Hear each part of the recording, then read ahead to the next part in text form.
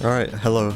I hope I'm live, and I hope this doesn't fucking turn into tons of technical issues because I've spent like the last hour and a half like privately streaming on YouTube trying to sort shit out. So yeah, I hope everything's fine and I don't have to like go offline again and start streaming on YouTube to try and like fix everything again. Yeah, that was kind of a slog. Don't want to have to do that again. But yeah, I know I haven't streamed in like a week. I'm sorry. It's sort of like I have reasons, and actually decent reasons this time. Which I will try to explain. I usually forget everything that I want to say as soon as I start streaming. So it'll come to me eventually. I think I'm ready. So, as the stream title says, 100% today, not any percent. Felt like doing something different. I felt like doing this last stream, but then I stopped streaming to go watch Badger before, because my game crashed and it killed an any percent run. So I was thinking of doing a 100% run after that, and then I saw Badger started streaming, so I just started watching him instead. So I'm gonna do that 100% run I was thinking about doing then, now. So yeah, let's do it. I think everything's ready. And I will try to explain everything that's happened over the last week. I've got splits as well for 100%. Well, I mean, I don't have completed splits, but I've got, you know, like a live split file for it. So I'm gonna be making new splits. So, I guess to start off with, I need to mention that I said I wasn't going to be like streaming Juiced again for a while because I was kind of burnt out from arcade any percent, and I made it very clear I was only running the category to practice for Makeshift. So it was like after Makeshift was done, I said I was probably going to take a bit of a break from Juiced because I was feeling a bit burnt out. But then Makeshift got delayed, so I have a reason to practice that category again, but I'm not doing arcade 80%, I'm doing arcade 100%. The thing is though, arcade 100% obviously includes all of the arcade 80% races, so it's like I'm sort of practicing in a roundabout way.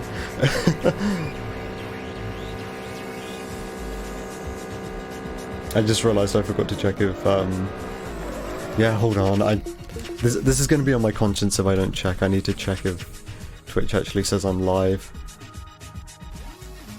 Yeah, it does. Okay. Because I was streaming to YouTube, and now I'm streaming to Twitch, I had to change over like my stream key and everything, so yeah, I really wanted to make sure that I am actually live. Oh god. I just opened my stream and it like had the audio going twice there for like half a second. I'm glad that didn't overlap too badly. Okay, yes, I am live. My conscience is clean. Okay. That's okay, it was only the first race, I don't have to swap out my profile or anything. That's why I made sure I did it before the first race ended.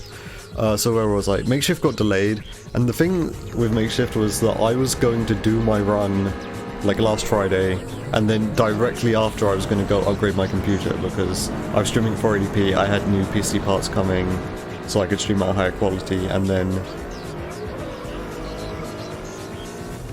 yeah, so my Makeshift time frame was actually really tight. I was going to finish my run and then like directly after, so it didn't get too late, I was going to start working on my computer. So Makeshift never happened, so I just worked on my computer anyway. But what that meant is that then I had like a new CPU and everything in my computer, new motherboard, new everything. So I needed to like redo all of my stream settings. And like upgrading my PC took me all weekend. It was like Friday, Saturday and Sunday, and then after that I was busy. Like I think Monday I just didn't do anything because I wasn't busy on Monday, but Tuesday and Wednesday I was busy, so I couldn't stream either of those days. And today is Thursday. It's very nearly Friday in like 15 minutes, but yeah, I tried to stream last night, but like my stream settings were all messed up, and I was trying to play the game at 60 FPS because I can play the game at 60 FPS now, but it was just my PC didn't like me streaming. It like completely froze, everything just got incredibly slow whenever I tried to play the game at 60 FPS. And also stream it. I can play the game without streaming or recording fine at 60 FPS, it's just when I try to stream it, it's probably something to do with the encoder, I'm not sure. But yeah, computer does not like that. So this is what I was doing earlier today. Like directly before the stream on YouTube, I was trying to figure out why my computer was freezing whenever I tried to stream. And yeah, I found out I just need to limit the game back to 30 FPS, which kind of sucks because it means I've got to carry on playing this game at 30 FPS now. Even though I can play it at 60, it's just the encoding can't do it, I suppose.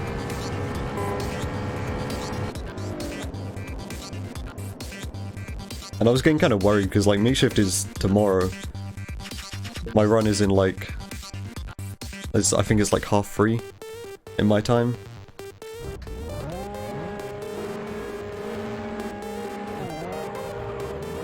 So yeah, that's coming up like very soon, less than a day away. And I was in a situation where I wasn't able to stream. Whenever I tried to stream, my computer was just freezing. So I was kind of like getting a bit nervous, which is why I spent like an hour and a half before I started streaming, like trying to fix this shit out.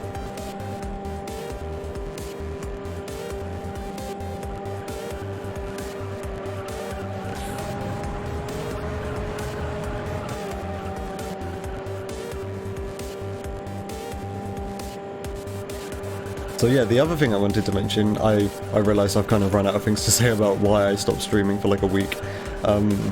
So the other thing I wanted to bring up was Arcade 100%. I don't have a time on the leaderboard yet for this, so this is going to be just probably like a no reset run, and then I'll just upload it regardless of how bad it is. And I think this is bad, because I haven't really been paying attention for these first two races.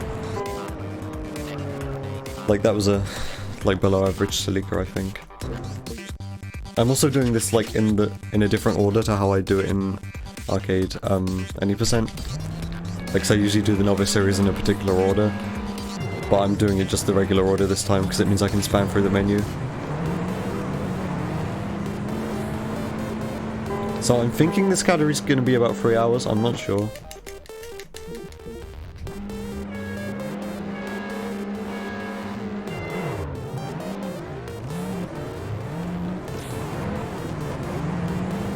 But yeah, basically, now my computer's like, it's a good computer minus a graphics card. I still don't have a graphics card, I'm waiting for a RTX 3070 to arrive.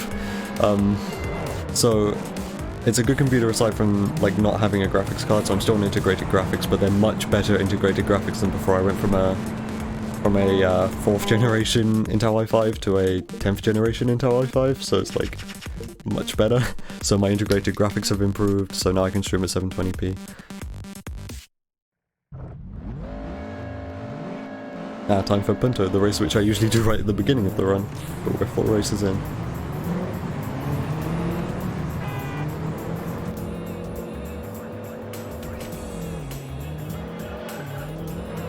So yeah, the way this is going to go is that the races which are included in the Arcade 80% run are probably going to be much better than the ones which aren't, because obviously this is Arcade 100%, so we just do every race regardless.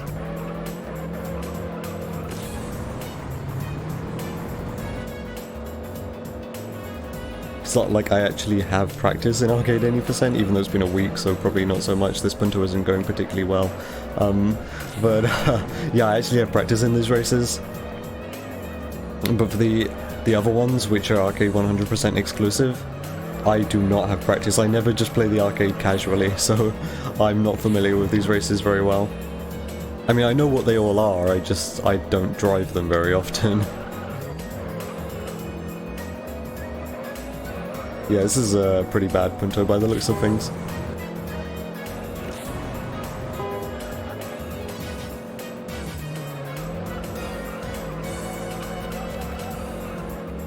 A decent final lap. So now we get to do the Eclipse race.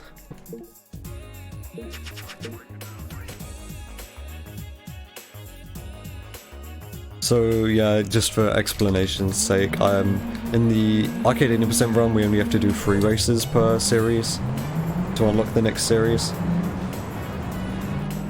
But in Arcade 100% we just do all of them. I have an IAL for this course. Back when I first started playing Juiced again, and when I started streaming it, like in September, this was the first IAL I did on my first IAL stream.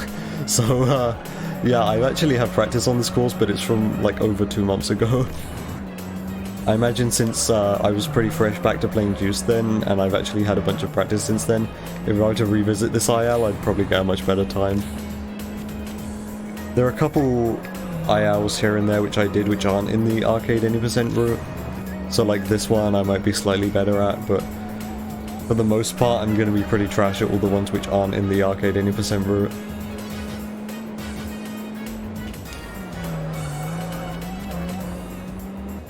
So yeah, there are no times on the Arcade 100% leaderboard yet. I want to get a time there.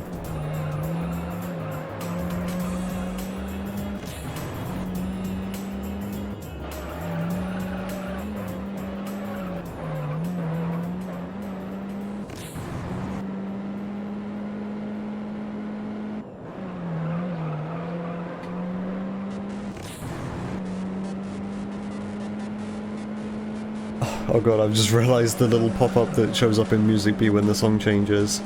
I forgot to, like, change its position again, so it covers up the speedometer. I actually don't know how to disable that. I would disable it if I could. I don't know how. I'm sure you can, because Music Bee is very good with, like, options. It's not even like I can pause the timer to do anything about that, because, you know, I actually want this to be a valid run.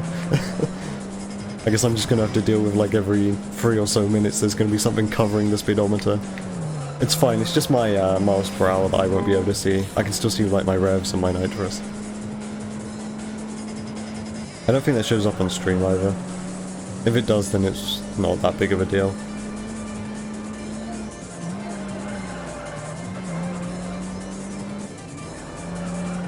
So yeah, basically I wanted to stream all week, but I was either busy or like wrestling with tech issues. And I finally got like all of that stuff sorted out. Oh, I clipped the wall a little bit there. I made the 206 mistake in the Eclipse. It's always that corner as well. I guess that corner must just be like deceptive from both angles. Decent Eclipse. Right, I can finally split. Novice series is done. Oh wait, I didn't mean to click back again. 9-minute novice series, this is very unusual. Oh yeah, another thing. Not sure if anyone's noticed this or anyone will notice this. Don't think anyone's watching, but if anyone watches the VOD. I don't have the, like, dumb seizure-inducing cars glitch anymore. I assume the integrated graphics of my new CPU just, like, doesn't make that happen anymore, so hooray. I can now play on the lowest graphical settings in this game without that happening.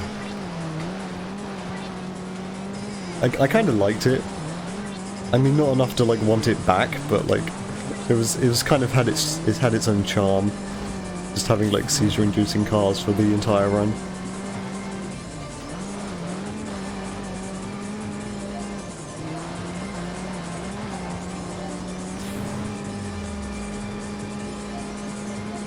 But yeah, Makeshift was delayed a week, so happening tomorrow. I will be there. Again, I don't know what my time is. I think it's about 3:30 in the afternoon. I'm really not all that prepared. I was prepared. Oh, whoops. Yeah, I was prepared like a week ago when it was supposed to happen. But then it got delayed and then I was busy, so this time it's kind of crept up on me. I need to literally, like, I need to redo my layout, because I originally had it as like 480p, but now since I'm streaming at higher resolution I need to get like the makeshift frame back to where it should be.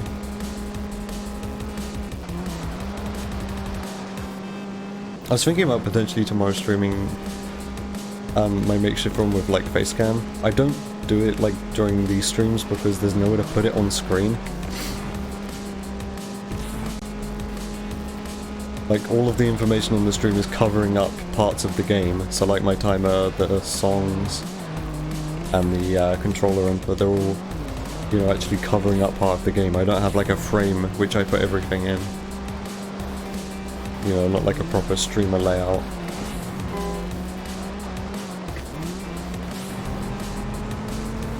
I think that was a pretty slow Corsair. But yeah, Makeshift actually has like a proper layout, including a space for a webcam, so I might, depends how I feel. Because I mean, my face is out there on the internet, it's not like I'm going to be doing like a face reveal or anything.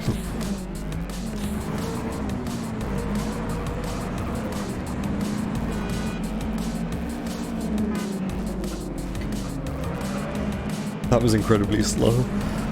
Yeah, so like, in addition to the fact I'm not actually doing Arcade 80% right now, I also have a week's worth of Rust, because I haven't played the game in a week, or like for any length of time, that is.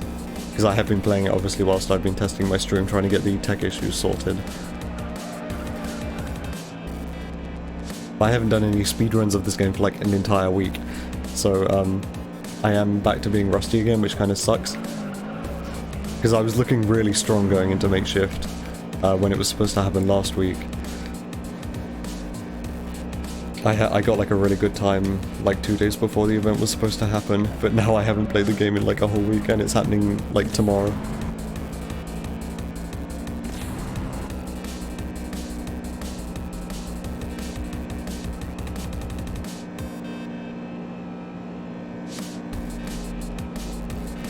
Prelude boring as always. The cool thing about this is I'm going to get to see races that I don't usually have to do.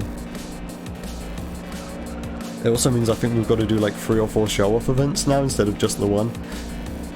So that's just like 3 minutes. Just 3 minutes of like extra time regardless. Usually I carry on driving during the show-off events. But for these ones I might just sit still until the timer runs out just so I can catch a bit of a break, because this is kind of a long speed run. This is a longer speed run than I usually commit to doing. I'm sort of a short speed game sort of person. But I felt like doing this category, I'm not sure why.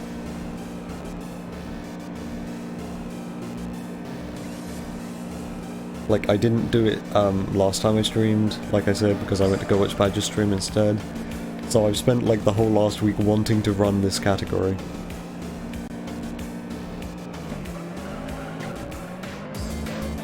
That was a good final corner.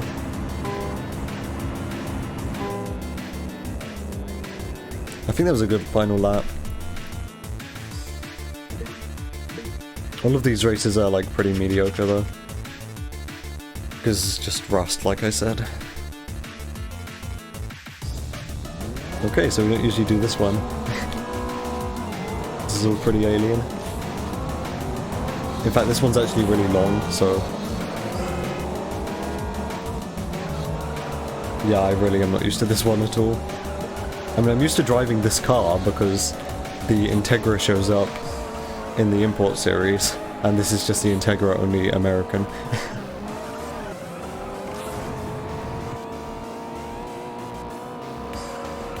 But this course is super bumpy and this car doesn't really seem to be handling it very well.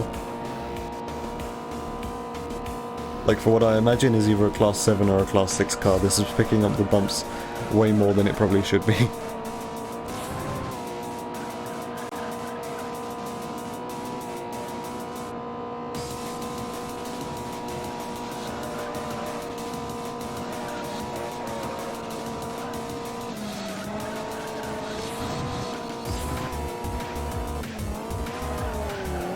This layout's always a good track to practice on if you like want to practice how cars react to bumps. Oh yeah, also everything's going to be a lap record. I should probably mention that because I've still got my like arcade best times file in like my save folder, so... but like I don't usually run arcade 100%, so these are all going to be new times, so they're all going to be lap records. All of the ones which aren't in arcade any percent, that is.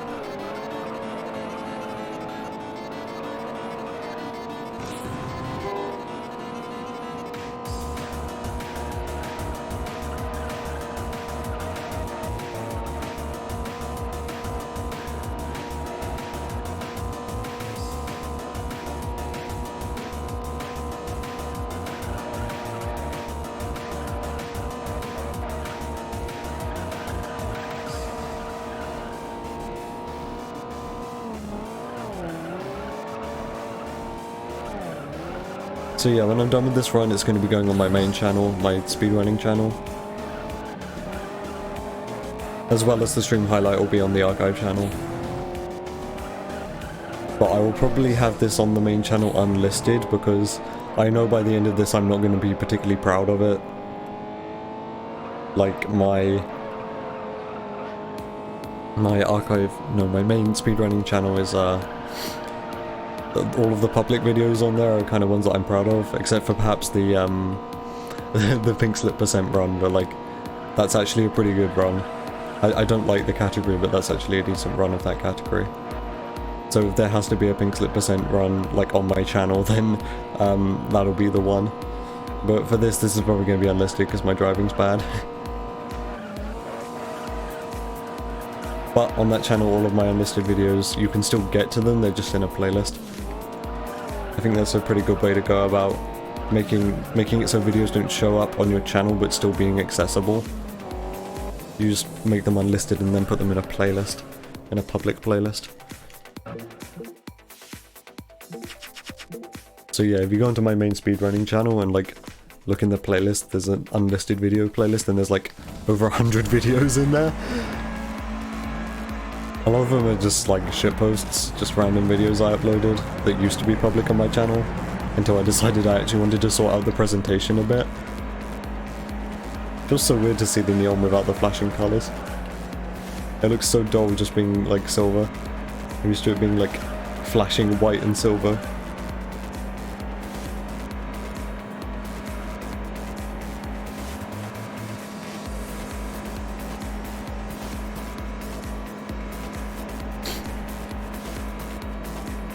So yeah, I'm not going to have done a stream this long since before I took that big break. I think, anyway. The stream's probably good, like, providing my estimate of this run being like 3 hours long is correct. This will be like by far the longest stream I've done recently. Because most of my streams recently have just been me practicing Arcade 80%, which is like an hour and a half run. So I just do the run and then stop streaming. That was sort of the idea. That was like my practice ethic. I'd just do one run and then stop.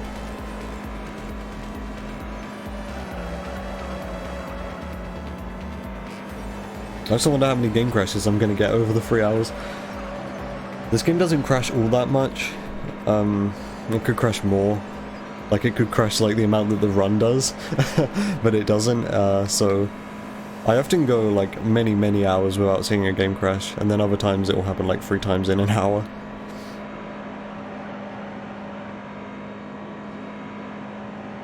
But it's very possible that I don't get a game crash for this entire run.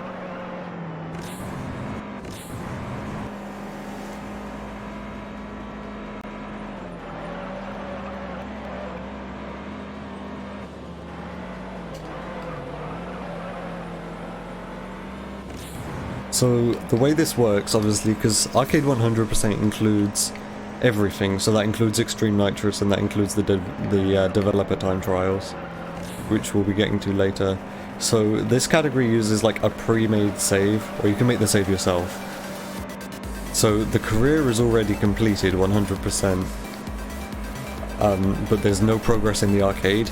The reason that is because to unlock the Extreme Nitrous series you need to 100% complete career. So yeah, we complete the career without making any progress in arcade, and then the save is set up for doing this category. Because you've got the Extreme Nitrous series unlocked without making any progress in the arcade. And then the developer time trial challenges are unlocked by 100%ing the main part of the arcade.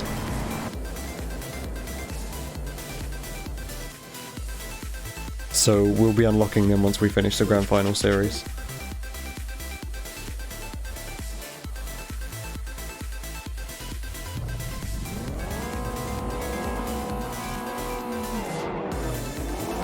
Oh my god, 4 laps. These like final, like number 5 race on each of the series, they can be pretty long.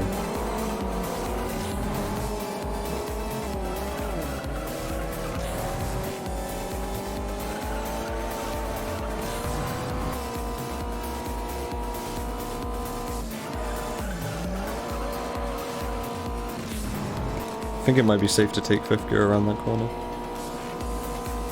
I'm not sure like if I should be taking mental notes on how to drive these races, which I'm not used to.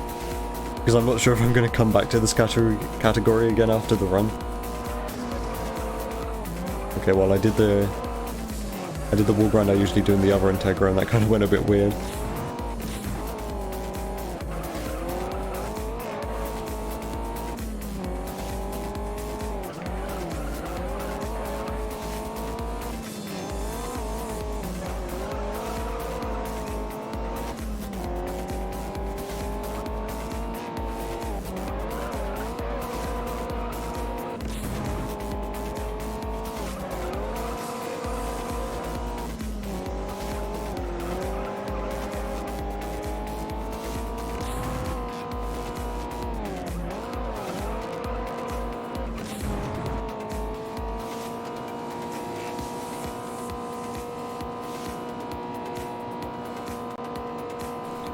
I imagine if I go back to doing arcade any percent, like after I get like the graphics card and everything, and I can play and stream this game at 60 FPS, I will fairly easily be able to improve my recent best time for that category, just because 60 FPS is probably an advantage.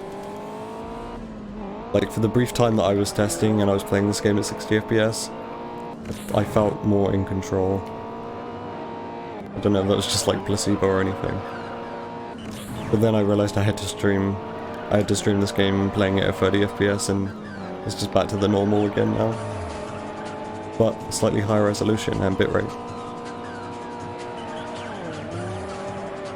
Yeah, that's definitely a 4th gear corner, especially if you've got nitrous. I meant to say 5th instead of 4th.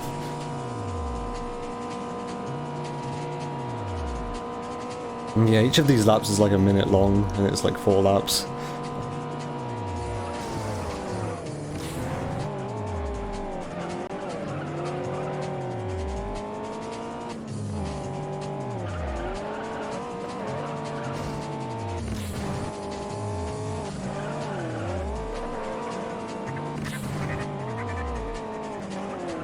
It's like no amount of nitro preservation here can make this last the entire 4 laps.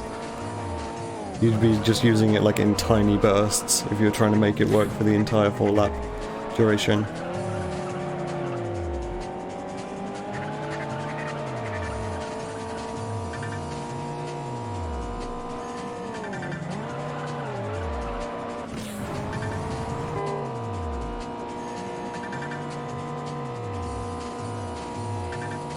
So up next is the Midnight Series. I'm trying to remember in advance what all of the races are, like the 2 races that we don't do in arcade any percent per series.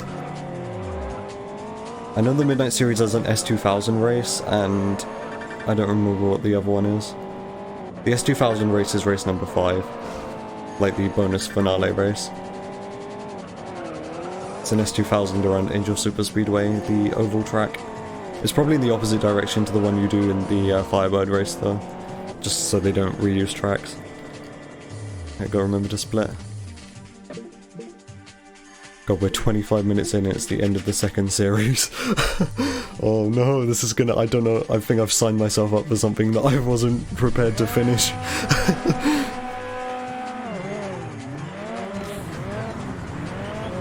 I mean, things like the point-to-point series, it's impossible that that one will be like super long because they're point-to-point races. I imagine the challenge series, aside from the fact that there's a show-off event in there, that one will be quite short.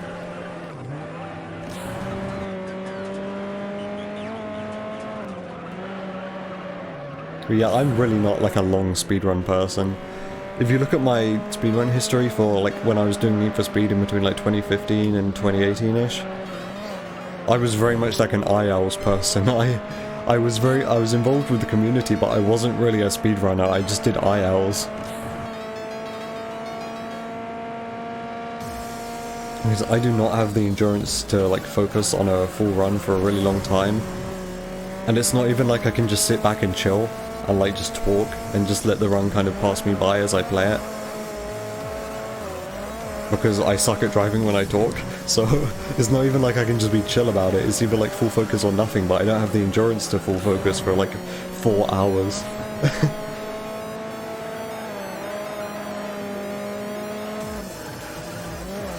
So yeah, I'm thinking by the end, by the time we reach like the developer time trials and the Extreme Nitro series, I probably am going to be incredibly burnt out. This is going to be fun. It's also probably going to be like 4 in the morning. 3 or 4 in the morning, who knows. And then I gotta go to bed and wake up and do an arcade 80% run at makeshift. Yeah, my sleep's kind of messed up at the moment.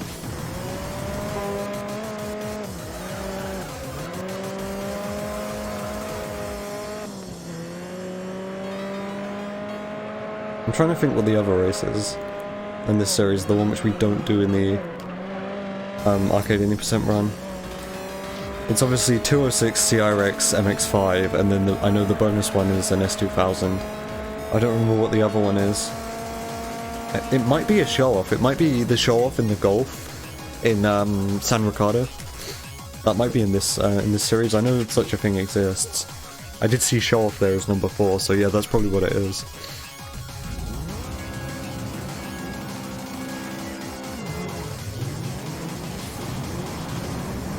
Right, so this one just got to get here in front of the AI as early as possible.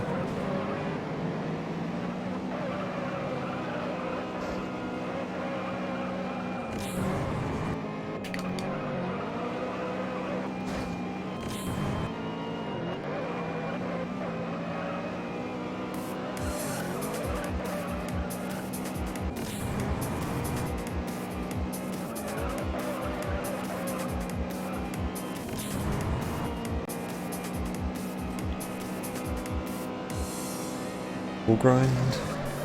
That wall grind's super safe as always. That's the friendliest wall grind.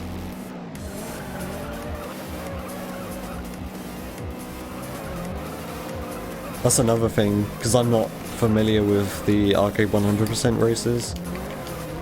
I'm not going to know where the optimal wall grinds are for those, so I'm going to have to be winging it. I'm probably going to end up doing a bunch of like really suboptimal wall grinds for the ones which I'm not familiar with.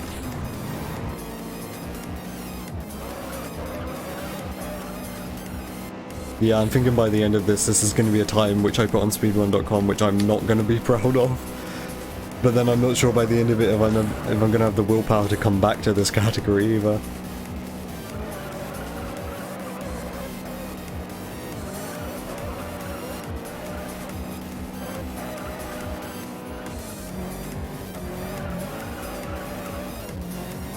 This always was one of my goals though, was to get a category on every, get a run on every main category on the speedrun.com leaderboards for this game.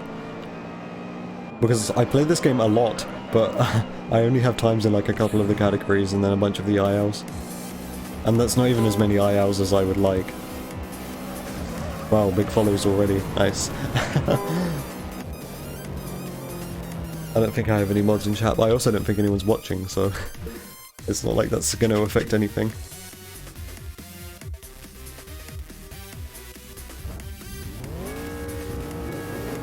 If this was just a practice run, I could pause and then get rid of that.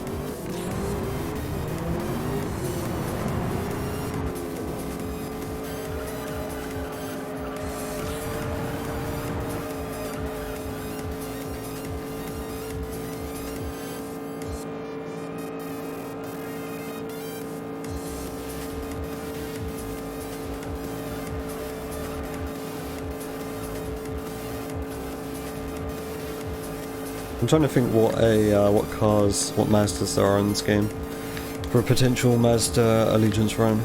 There's this, there's the RX-7, there's the RX-8. I think that's it.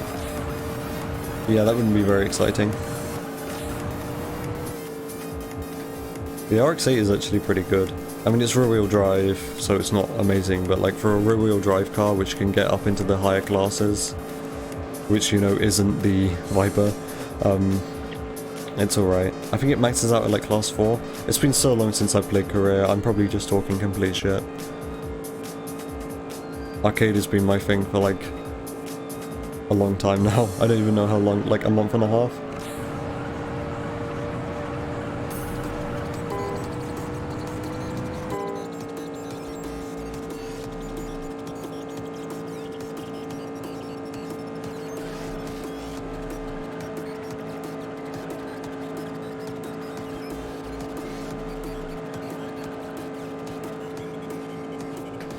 Alright, it's show off time.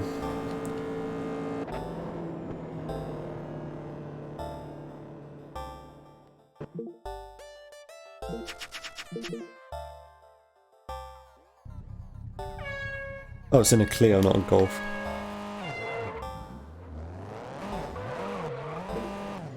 I don't know why I started off doing a J-turn and now I'm driving the wrong way.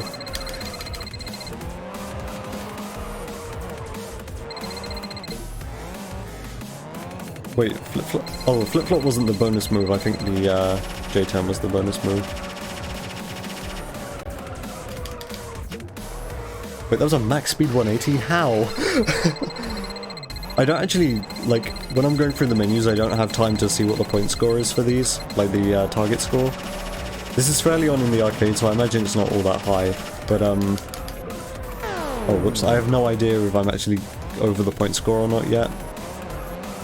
So I'm just gonna have to keep going for it, regardless of the fact that I don't know.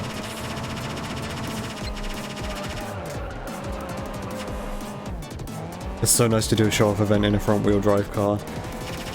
Because obviously in the arcade any % run, the main car we use for this is, the only car we use for this is the 3000 GT. That was the weirdest boomerang. And that's an all-wheel drive car, and it's very heavy as well. It's difficult to do this with, but front-wheel drive cars are best for show-off events. I'm trying to do a quad bootleg turn here, it's not going so well. It really isn't going so well. It's because I'm used to doing these show-off events in the 3000 GT, where it's a lot more difficult to do bootleg turns. I mean, I imagine I'm over the score I need now, because the score you need for the 3000 GT event is only like 300,000, I think. But yeah, I spam through the menus too fast, so I can't see what the target score is. And to like wait and see what the score is would be time loss. So it doesn't really matter anyway, because I'll always be able to beat the score. Why is this boring? Was I drifting? I think it was boring because I was drifting too much. I need to do a ding dong. So it's been a week. I don't remember how you do the ding dong. It's I think it's a bootleg turn into a flip flop, then into another bootleg turn. Hold on. Bootleg turn. Now I need to make the flip-flop happen. Okay, I guess not. That was a weird 360. It even recognized it as a 360. I'm running out of time. I don't think I'm gonna do it. Yeah, I can't get the bootleg turn out. It's probably not helping that I'm on a turn, on a hill, even.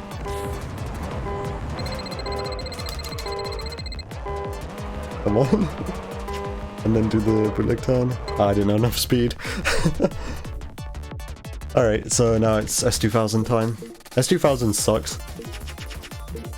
I have too much experience with the S2000 from the arcade 100% run. I mean, not arcade 100%, career 100%. This car sucks. It's like the MX-5, but like faster. Which I suppose in real life that's kind of the case as well. Oh no, this sucks. And it's raining. Oh yeah, also one thing I didn't mention, I'm playing on hard difficulty. I might be. I intended to play on hard difficulty, but I don't think I am actually. Okay, I lied. The idea was that I was going to do this on hard difficulty just for like a challenge, but I think I forgot to set my difficulty to hard. Okay, I'm ahead of them now, so I should be fine. AI not doing so well there. But this is kind of like the same situation as the Firebird race, which you do in the other direction on this course, where the Firebird spins out super easy, so it's much appreciated that the track layout is incredibly simple.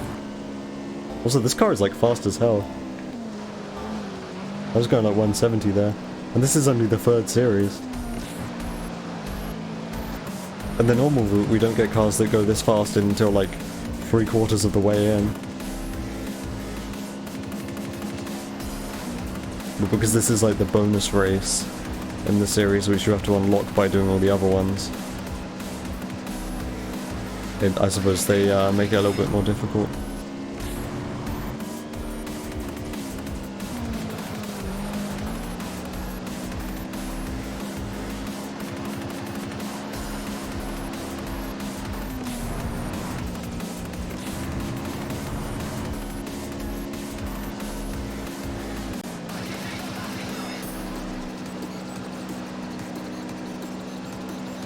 This run would be like super intense to actually like try and optimize. Like I said, I imagine this is gonna be like at least a 3-hour run. And it's all just driving as well as you can in some cars which are very difficult to control. It's like just essentially the arcade 80% run, but like double the length.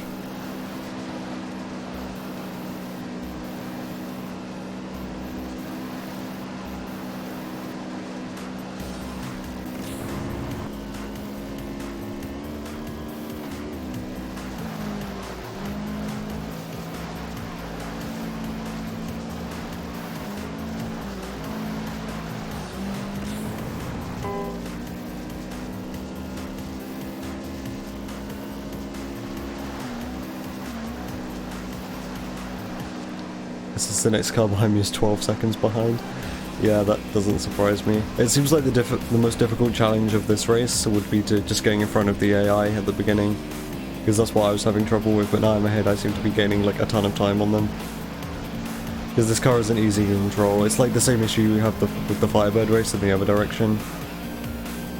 It's like if you get stuck behind the AI, then you're going to have a hard time overtaking them because the course is so simple and the car's difficult to control. Challenge series. Alright, so I think this one has a show-off as well, and then the final race is... Oh, whoops, I forgot to skip the cutscene. I think this series has a chat... Hold on. I'm fucking stupid, I just, Okay. So, this one I think has a show-off event as well, and then the final race is a, is like a race in a stock Impreza, I think? I think it's like a stock Impreza against Carlos driving a modded S2000. It's kind of weird. But like this is the challenge series, so it makes sense that they throw you a curveball here.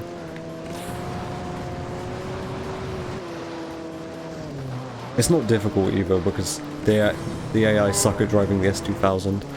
If Carlos was driving like an actual good car in that event, racing him in a like stock 22B would actually be very difficult. Oh, okay, here's the race with the Golf. I knew there was a show-off with a Golf.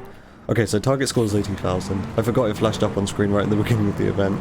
That would have helped me last time. I'm just gonna get the 80,000 and then stop. Probably. Just so I can have a break. We're like 40 minutes in, we're like halfway through what the arcade 80% run would be, and we're like at the beginning of the 4th series. And what, there's like 15 series, I think, in total here, and we've got to do 5 races for each of them.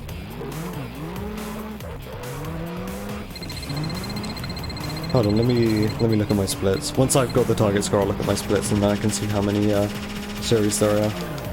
I think usually there's 11. Like, just to go from novice to grand final, I think that's 11. That might be a total lie. Oh wait, I've got 200,000 now, I can... Here, I'll park up on this side, on this bridge.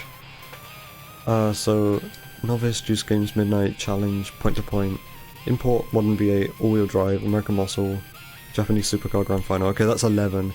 And then we've got the free developer time trial challenges and then Extreme Nitro. So yeah, that adds up to 15. And then that's 5 races for each one. So that's 15 times 5, which is 75. 75 races. I know my multiple of 15 fairly well because of Mario Kart Wii.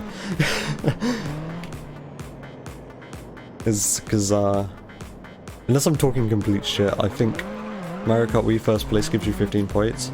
I know it's one of the Mario Kart games.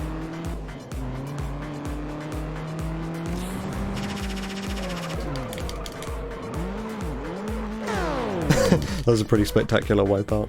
I was trying to do a, I think I was trying to do a 180, I don't know what I was trying to do. Let's see if I do a boomerang. Boomerang's one of the harder ones. There we go. Remember that hour I spent on my first Juiced Eliminator stream trying to figure out how to do the goddamn boomerang? And it was this location as well. It was East Angel Island, except I was in an Integra. And I had no idea how to do the boomerang, and I watched the video in the tutorial and it became very clear to me very quickly, and I felt incredibly stupid. I think also that's one of my most watched videos on my Stream Archive channel. That stream is, so I think it's the first hour of that stream is just me complaining because I don't know how to do a goddamn boomerang. I'm trying to practice for Arcade 80% in Eliminator.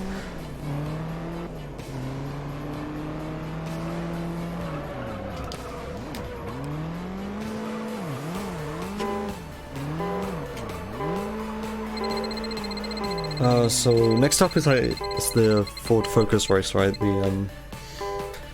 The perfect lap. Yeah, it'll be Ford Focus, then Beetle. And then after that, it's the 22B. Oh yeah, that's one thing I just remembered. You can tell what the final race is going to be by the car which is on the picture for the series that you're driving. So on the loading screen there is a picture of a 22B. Because that's the final race. I forgot that was the case.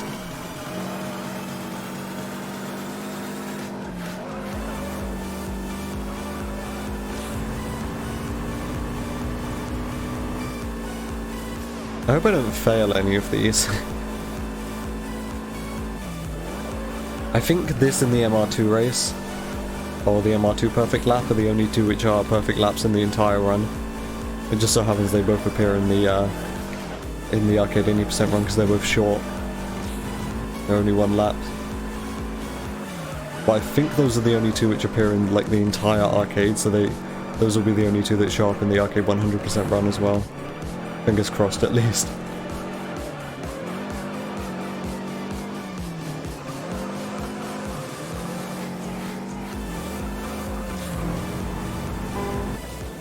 It was a high 107. Yeah, I'm definitely rusty.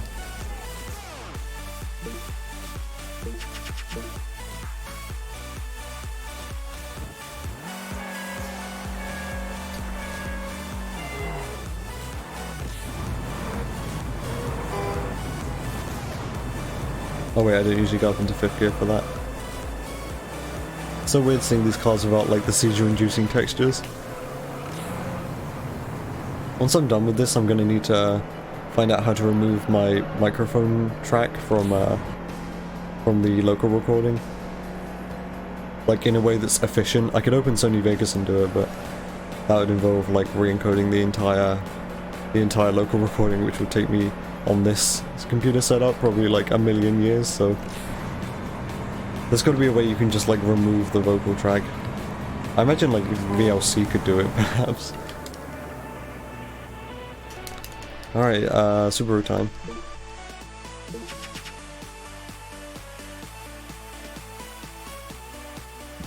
So yeah, this is stock Subaru versus Carlos driving an S2000. So yeah, this would be really difficult if it wasn't for the fact that Carlos almost always makes a mistake. Just because this course is pretty tight and technical and the AI suck at driving the S2000, as do I.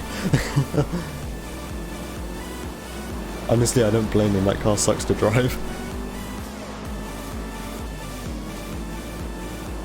This car just feels so underpowered though, but that's the idea. See, there we go, he's already made a bit of a mistake.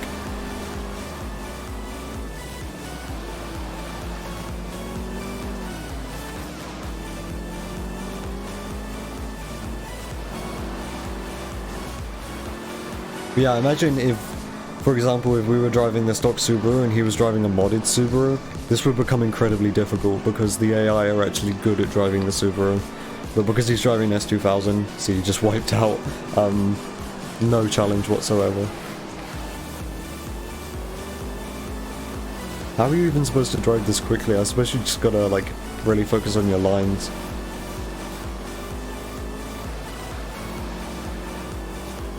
There he is.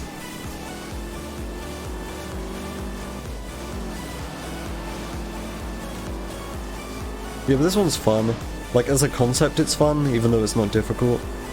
just because like it's a challenge, like it's something a bit different, and I understand why they put it in the challenge series because, you know, it's something a bit different. I know later on there's a race where you'll drive stock NSXs, I think, in the Japanese supercar series. I think that's number 5.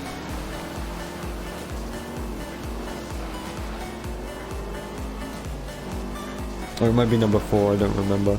But yeah, everyone drives stock NSXs, and I think it's around this layout in the opposite direction. But I guess the developers really liked making you drive stock cars around this layout. I did briefly try to get an IL time for that one in the NSX. I think my biggest hurdle with that was getting in front of the AI early, so it made it really, like, not fun to grind. Because most of my attempts died to just not being able to overtake the AI, and then after that you've got to drive, like, 3 laps really well.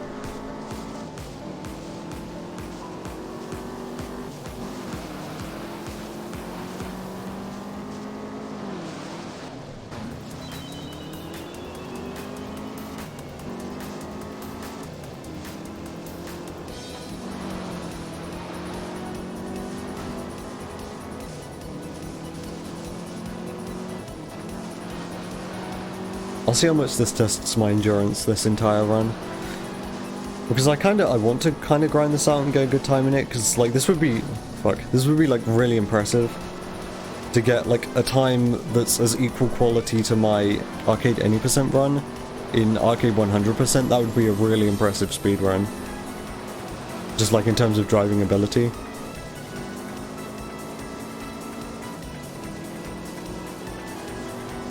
Like, one of my absolute favourite speedruns of all time is Will's Need for Speed Underground 2, like, full game run. Oh look, we're lapping him. Just because, like, that, like, massive amounts of endurance, it's a very long run, and his driving is incredible for the entire run.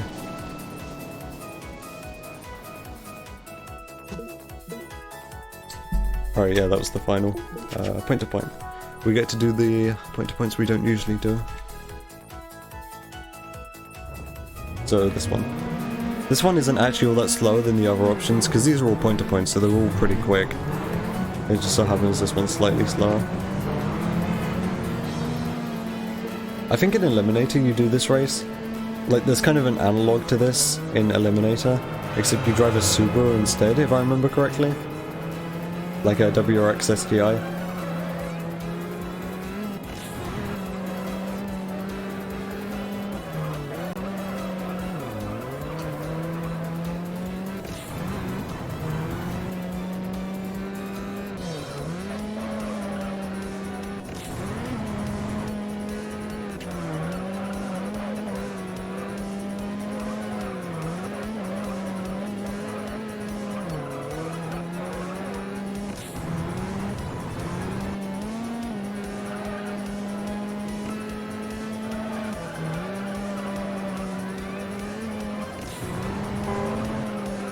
I should probably save my nitros for after this tight corner. I did that too tight. It's very easy to take that corner too tight because you can't really see around it.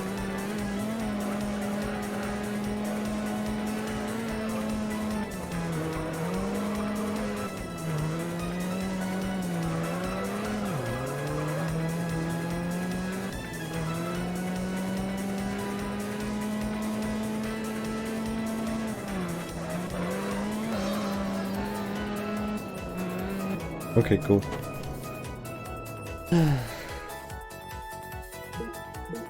Alright, so the rest of this, aside from the last one, will just be the same as normal. So this is going to be the Corrado? Yeah.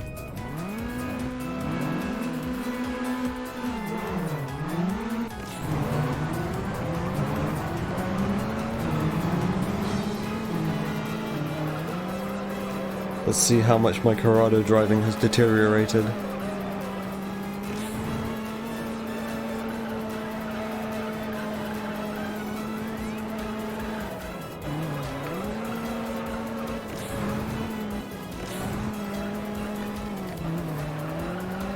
I could probably turn my graphical settings back up now, because I turned them down because I thought that might be one of the issues why I was getting so much rendering lag.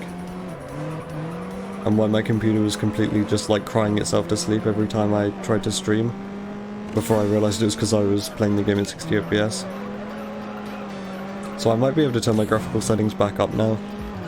I actually like the lowest settings though, which is why I'm so glad that my cars aren't like seizure inducing now. Just playing before on lowest graphical settings would make it so the cars would just flash random colors, so I'm glad I can play on lowest graphical settings and that doesn't happen anymore.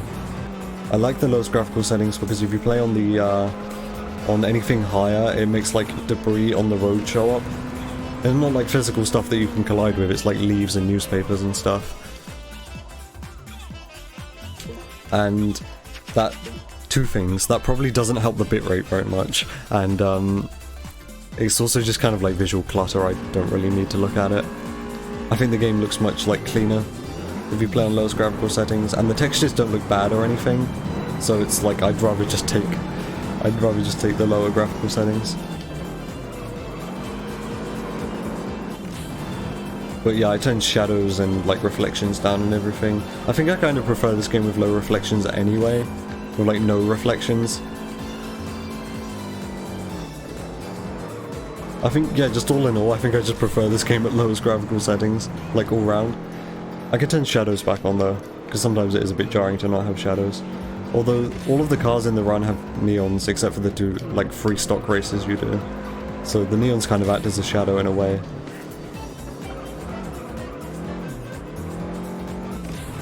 And there is like a shadow underneath the car.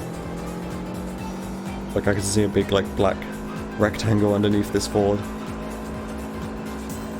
But I think the shadows option in the graphical settings makes it so there's more like realistic shadows.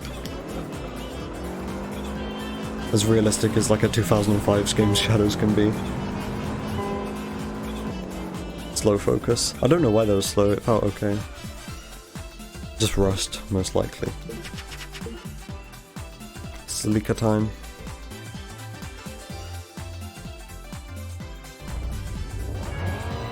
And then next up is a 350Z race.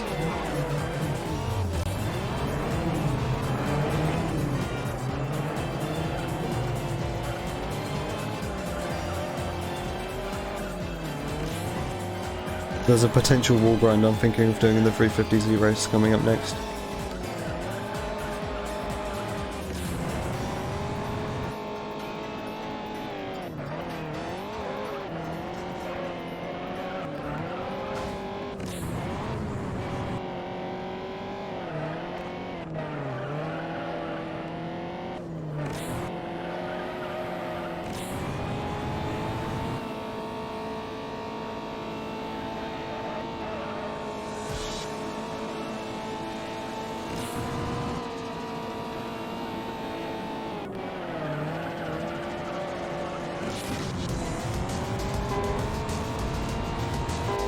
That was actually a decent Celica still.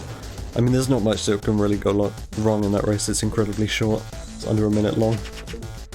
Yeah, so this is a 350Z race in Southside Beach. And I realized this when I was practicing this one earlier. This is one of the races I was driving when I was trying to figure out my tech issues. I realized I'm really not familiar with this layout. This point-to-point variant in particular, I don't know if this is the forward or reverse version of this course. But yeah, this one in particular I'm not familiar with. I mean, I know it obviously because I played this game a lot, but I rarely ever drive it.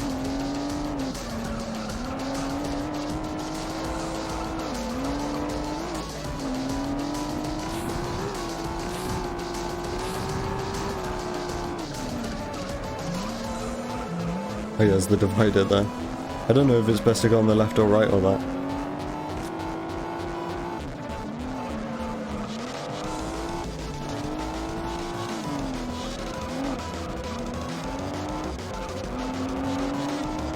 I still have a lot of nitrous remaining.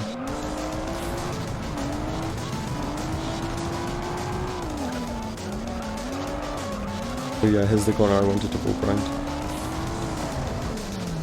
Oh, okay, that felt really slow, but I felt like I just did that badly. That would probably be quicker if you didn't take it so badly, because that corner is incredibly tight normally.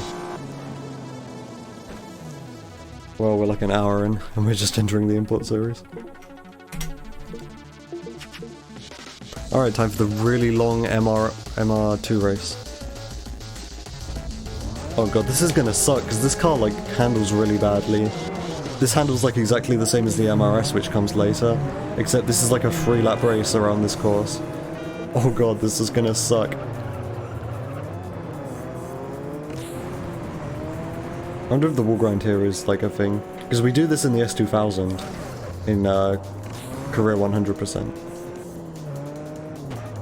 Yeah, that felt like I should be doing that.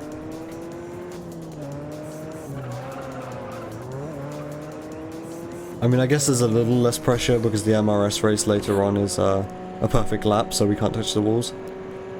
But the handling model here is like pretty much exactly the same. The MRS and the MR2 are like pretty much the same car. I think someone in the Juice Modding Discord like confirmed that as well. They like actually looked at the files.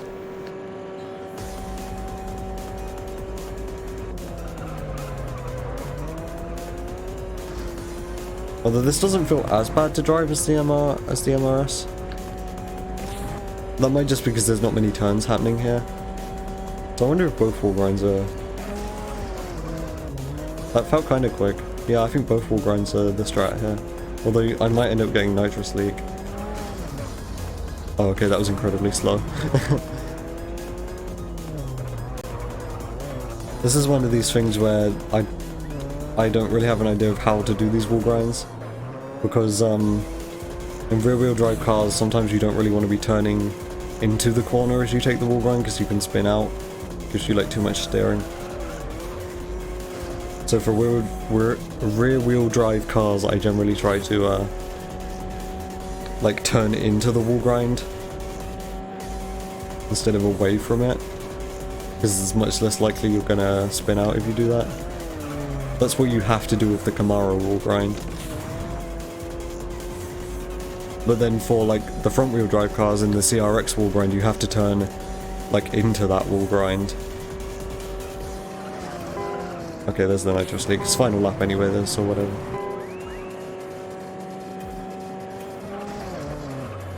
Okay, yeah. That's kind of what I was talking about. I tried to turn into that corner there. And I just got way too much steering and like plowed into the wall.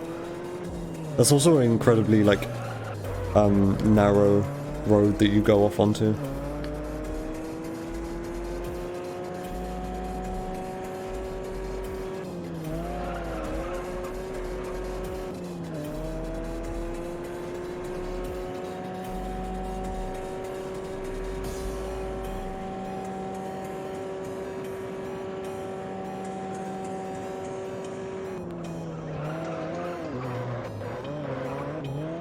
Slow final corner. I mean, what isn't slow about this run so far?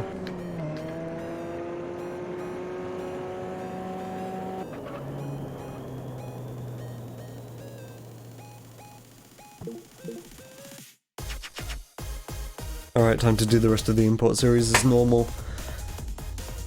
This is Civic Race, right? Yeah.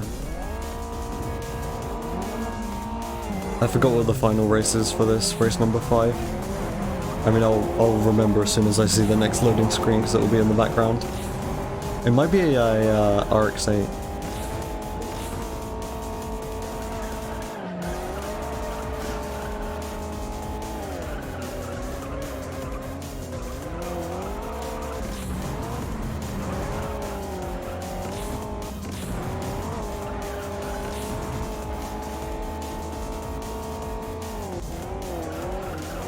So yeah, tomorrow's, or I guess later today actually, the makeshift run is probably going to be like fairly close to a 130. I'm not expecting much from that run because I'm rusty again now.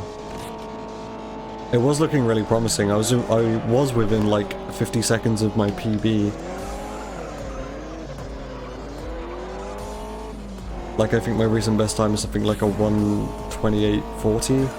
I know it was like within 50 seconds of my PB, which is a 1:27.55. Or is it a 1:27.50? I don't remember. It's something around that. And yeah, my PB was like, I mean, my recent best time was under a minute away from that. But now I'm rusty again, so it's probably going to be closer to like an hour and a half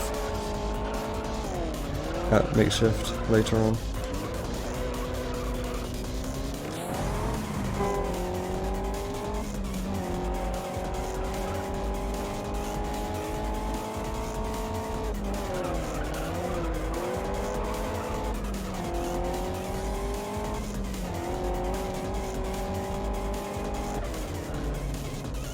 That was probably a slow Civic, but it actually felt okay.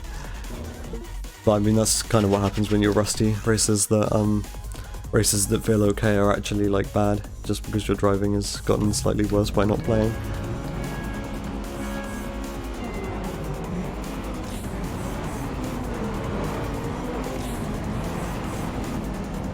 I'm usually pretty good at this race regardless though.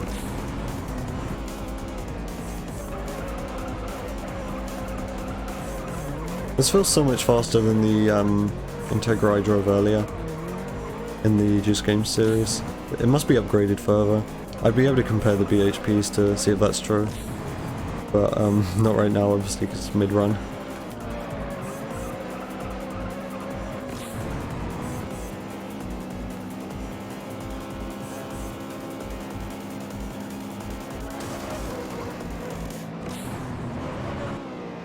I use most of my nitrous lap 1. That's a mistake I make pretty often.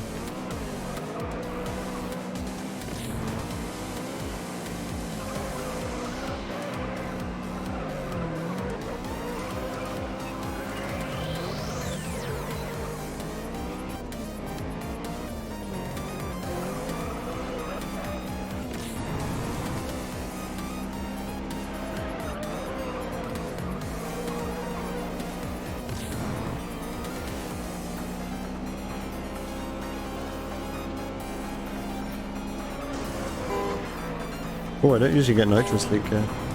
Interesting.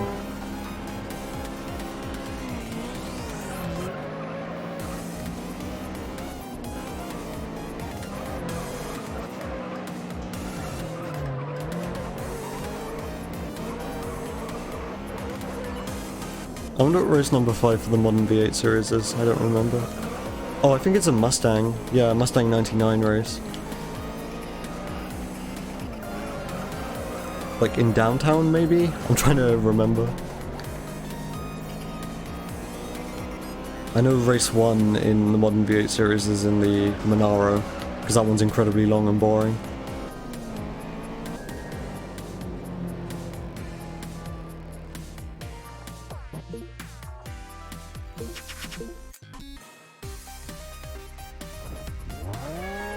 Right, yeah, so that screen there showed an RX-8, so the final race is going to be an RX-8. It looked like it was either in West Anderson or Angel Westside, because, you know, there's a bit of overlap between those two territories.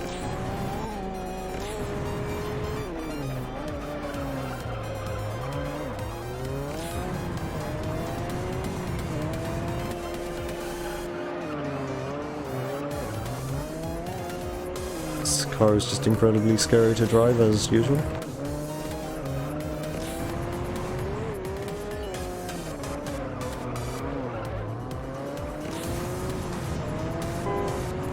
A low 41 is actually a really good time for this. That's quicker than what I usually get it in my arcade 80% runs. Okay, so this is a point-to-point. This is going to be over quick then.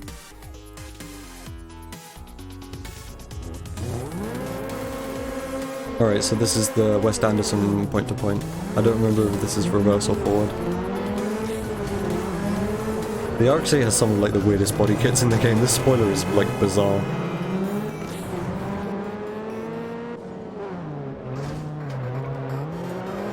I've always fought for the RX-8 in like various racing games that it never really suits a body kit.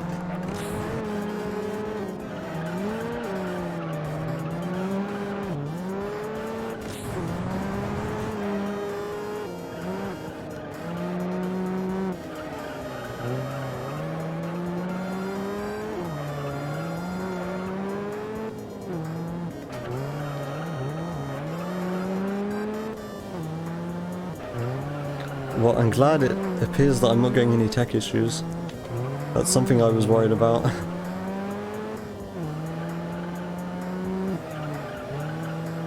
it looks like everything is fine. Which is cool, because it means I can stream at 720p now. Yeah, that wall grind is pretty much a given.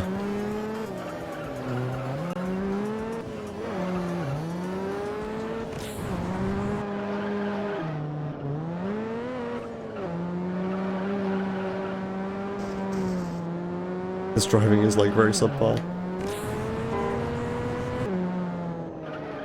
Oh yeah, the after you finish the race, the AI controlling your car never slows down quick enough, and you always go to the fence there.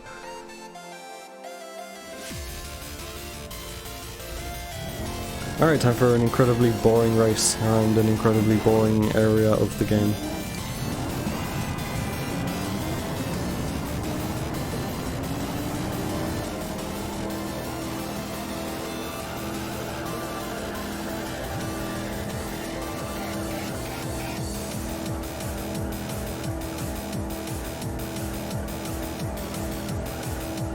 This area is also like really bumpy, and this is a pretty unpredictable rear-wheel drive car, so please don't spin out. Yep, there we go.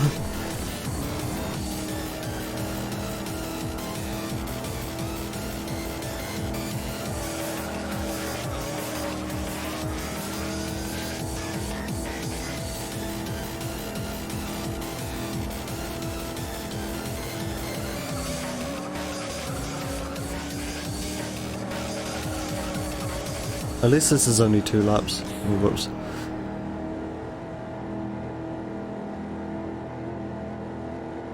Like, this seems like the sort of thing where they would have been fuck you, and they would have said fuck you and like given you a 3 lap race, but there's only 2.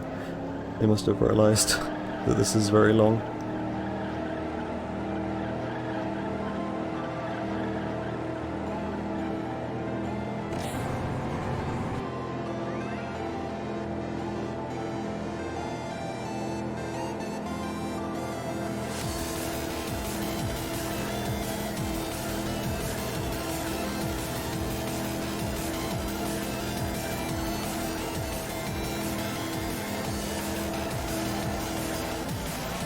I'm gonna try driving on the other side of the road for this section. I think it's less bumpy over here usually. Wait, that was really confusing there for a second, because I know that area you can't go on the grass there, but the wall wasn't loaded in. I was like, wait a minute, in this particular arcade event, can you go on the grass here? Was that like an oversight? But nope. It was just the wall hadn't loaded in.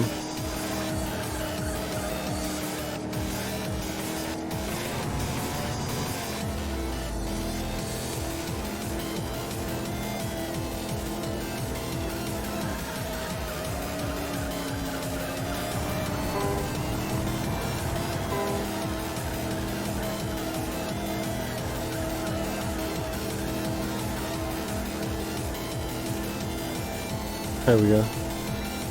At long last. I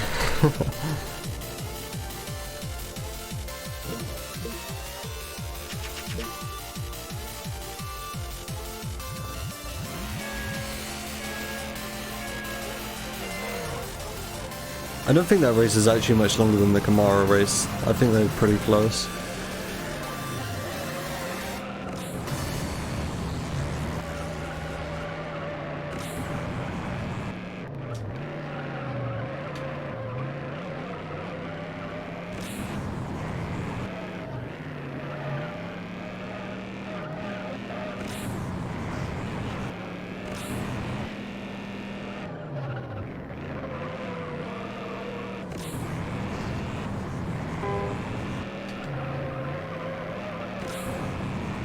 That was a really good time.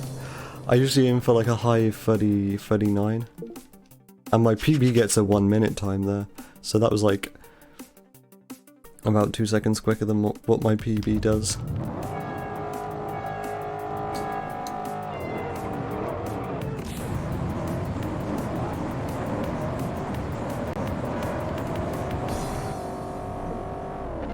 Alright, Kamara race as usual. This race is slowly growing on me. To begin with, when I was doing the Arcade 80% practice runs, this was one of the more daunting ones because a lot can go wrong here. And this car's hard to control and it's got like one of the stupider wall grinds in it. But now I know how to control the car a bit better and I know how to do the wall grind. Like, this is actually an okay race.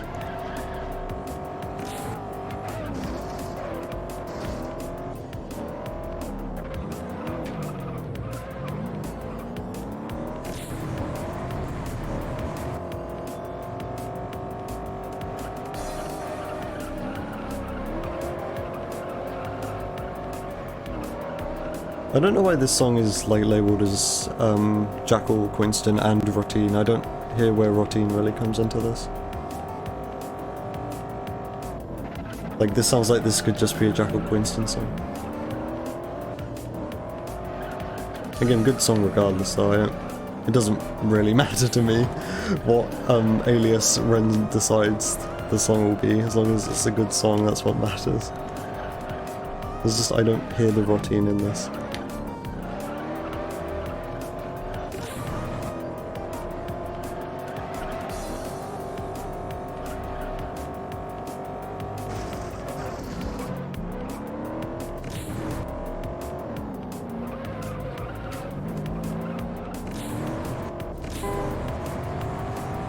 Using up all my nitrous lap 2. Probably not the best decision. It should be a decent lap 2. Lap 1 was bad, 104 is really bad. 59 second lap's fine though. I think my PB lap 2 and 3 is like a 58 and a 59. And I don't remember what my PB's lap 1 is.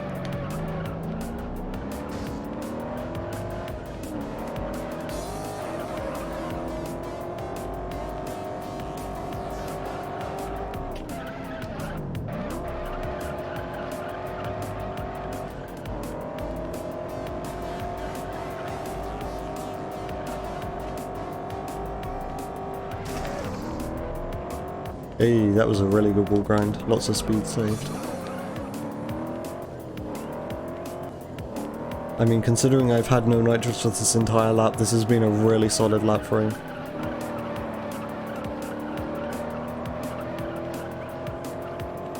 Hold on, is this lap record potential lap 3 without nitrous?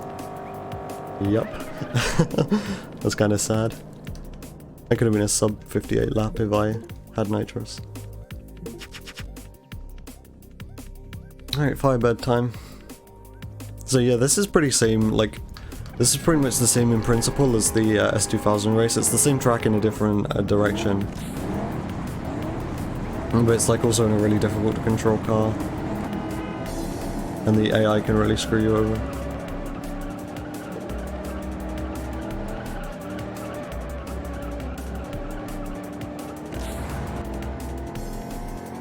That was a good turn 1.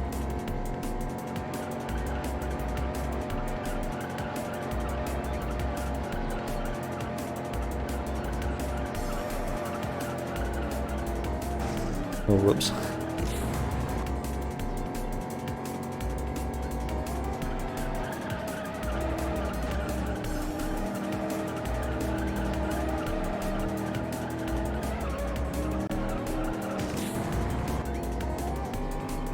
Too wide towards the end there, but I had the nitrous to save it. Oh, whoops. Turned too much. That's fine though, I managed to correct my oversteer before the chevrons there messed me up. It was still a decent lap 2, all things considered. Yeah, I'm turning too much here. I need to be more gentle with the steering.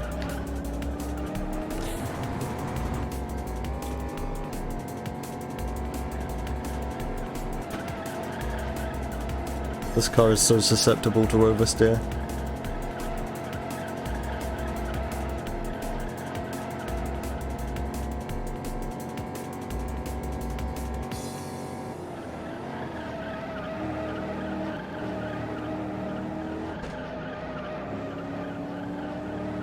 Like, on paper, and this is what I always used to think as well when I was younger,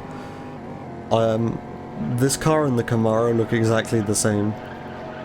Like, so I thought in game they would have exactly the same performance and statistics and they drive exactly the same, but they don't. The Firebird's worse. At least in my experience. I'm sure one of the modding community members could actually fact check that.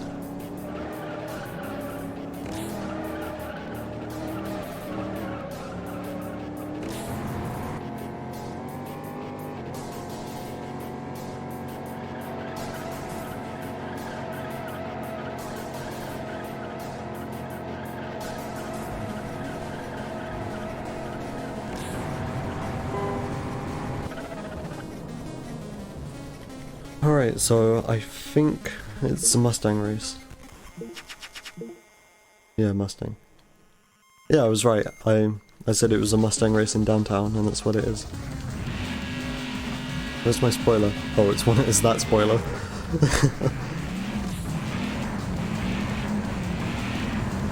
Well, I should be good at driving the Mustang because of that one time I drove the Mustang for like 8.5 hours. But now, my experience is all going to be gone after that. Also, that was like a tier 1, I mean a class 1 prototype Mustang, and this isn't. So yeah, this feels like alien to drive again now.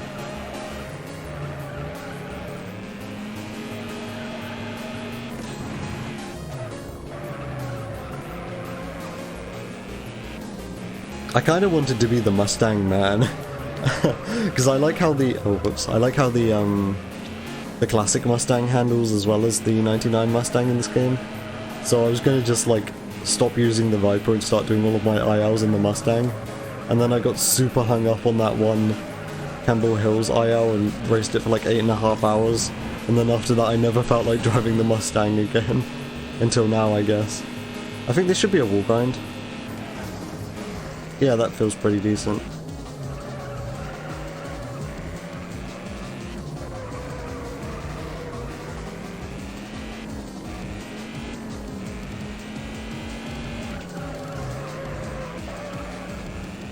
This is 4 laps. Wow. And each lap is like 1 minute and 20 seconds. A long race. It's gonna be like over 5 minutes then.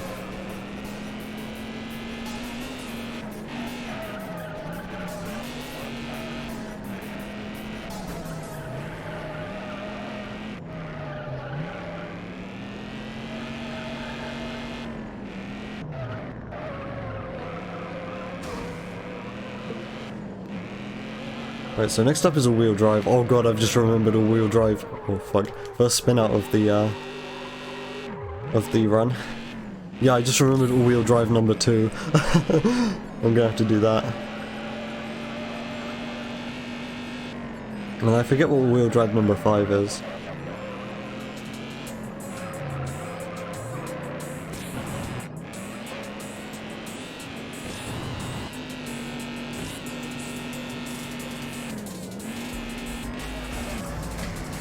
Yeah, that wall grind's pretty decent. Considering how fast you go into it and what car you're driving, it's like, that could be much worse. I'm using like all my nitrous already, this probably isn't so good. But I imagine like doing that wall grind every lap would easily give you steering damage. I mean, not steering damage, at least nitrous leak.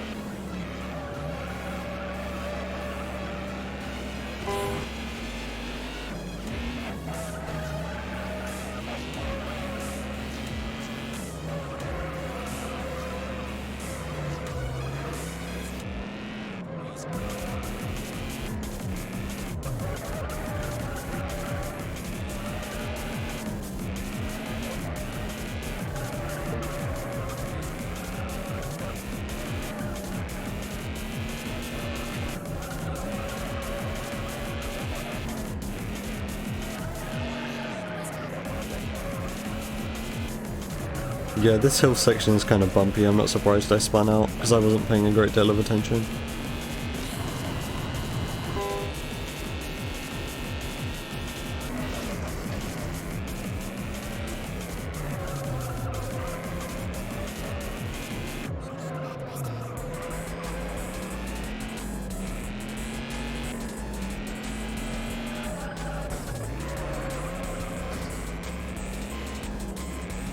116. Yeah, there's a lot of time to be saved there. I realised that my lap 2, despite the fact I spun out, was still quicker than my lap 1. This might be quicker than 5 minutes then. It'll be like high 4 minutes. But isn't all-wheel drive series number 2 like 6 minutes long? I forgot. I know I did ILs of it, but like, I don't remember.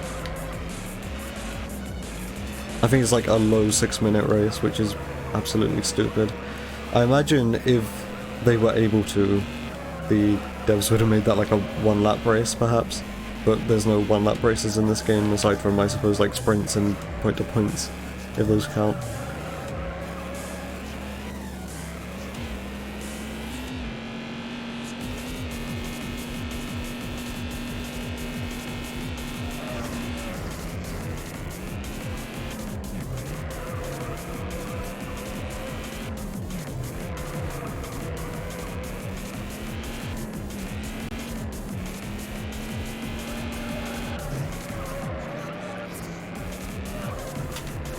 Alright, nice. All-wheel drive series time.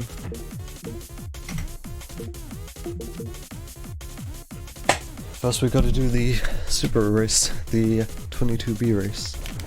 Decided I'm gonna differentiate between them now by calling them the, I'm gonna call this the 22B, as not to confuse it with the WRX STI. Oh, that sucked. AI got like in my way, and then tapped my rear end.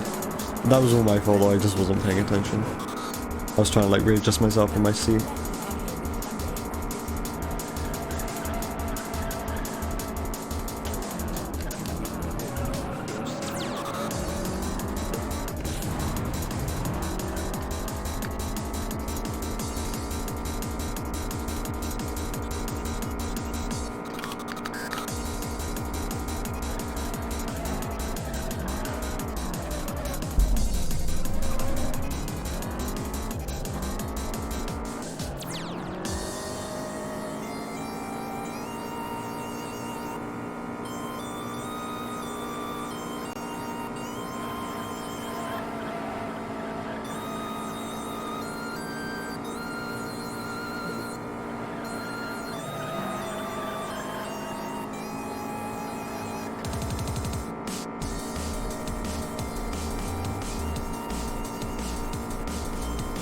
This song's so good.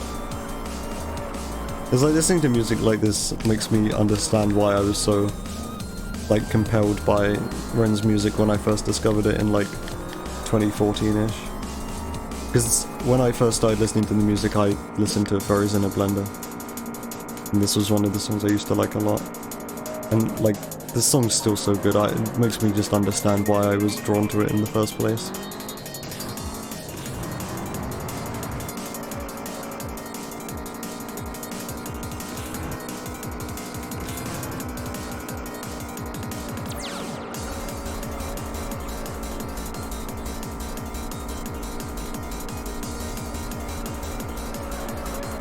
I think there is a Need for Speed Underground 2 Bayview Bridge IL, one of my PBs, which has this song in the background.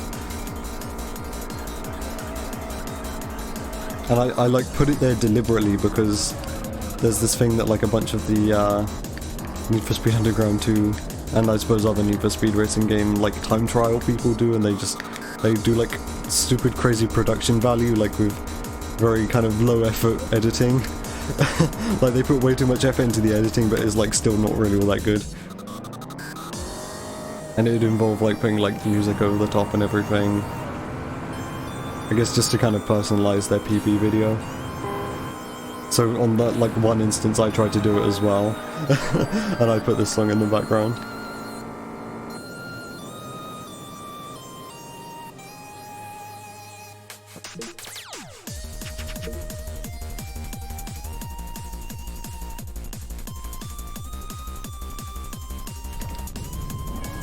Alright, so I remember from my ILs the challenge here is getting in front of the AI quickly.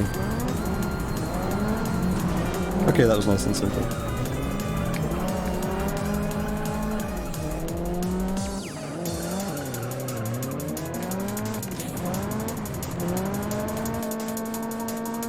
low frame rate crane, as always. I don't know if that's like a graphical settings thing, but yeah, that crane always, like, it moves in very stuttery movements.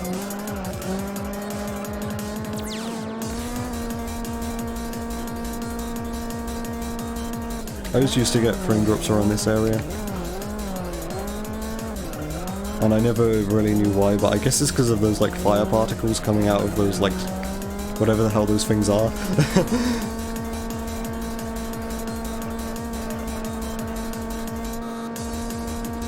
I do, like, I know I say this all the time, but Angel Westside is my favorite area in the game, and I really like the kind of industrial power plant look of it all. Although I don't know why Jack chooses to hang out here. It's like, why would you claim like a power plant as your turf?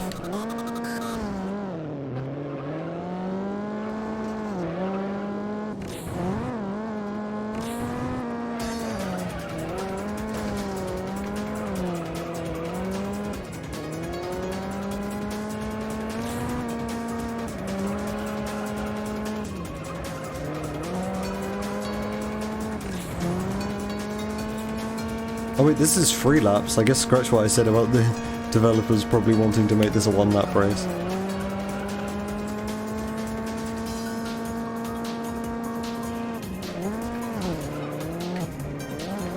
They like knowingly made this more laps than what it probably should be. Like, this definitely should be a 2-lap race. When this layout shows up in the career, it's usually a 2-lap circuit. I think maybe even in Class 1 it's a 2-lap circuit.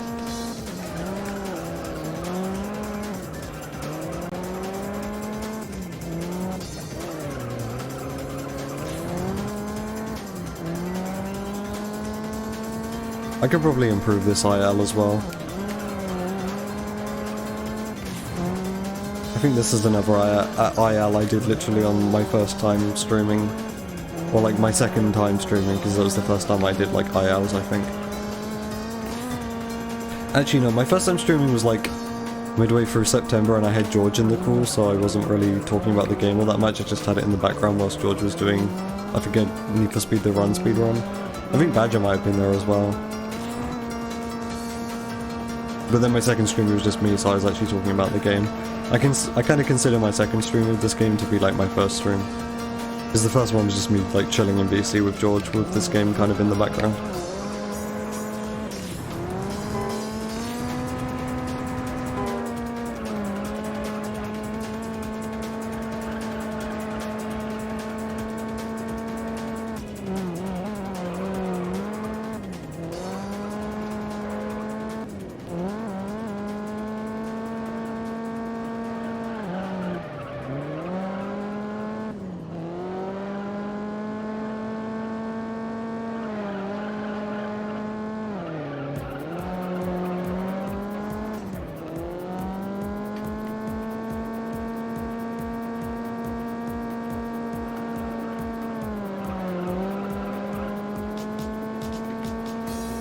One thing that's always intrigued me, and I guess it's not hard to see why, is why Angel Westside kind of overlaps into East Anderson, or West Anderson, even.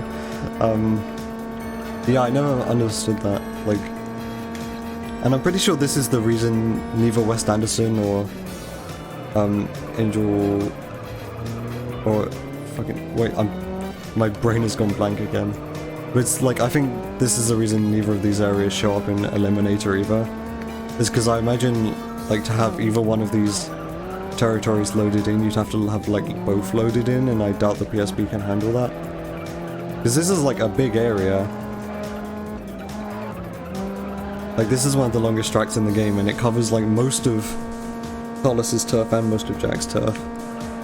I've legit, like, forgot the names of these places, that's why my brain went blank. One is West Anderson, and one is... What is this area called? I know I was literally just saying it like 3 minutes ago, my brain has just gone blank. It's West Anderson and something else. Angel Westside? Yeah, it's Angel Westside, right?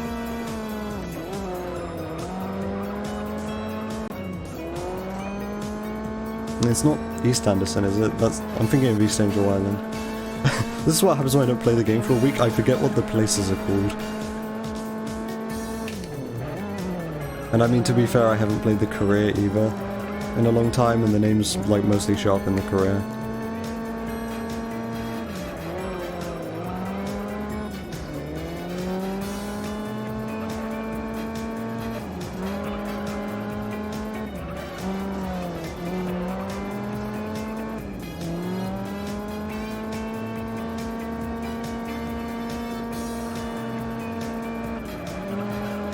But yeah, in Eliminator there's like 2 other areas.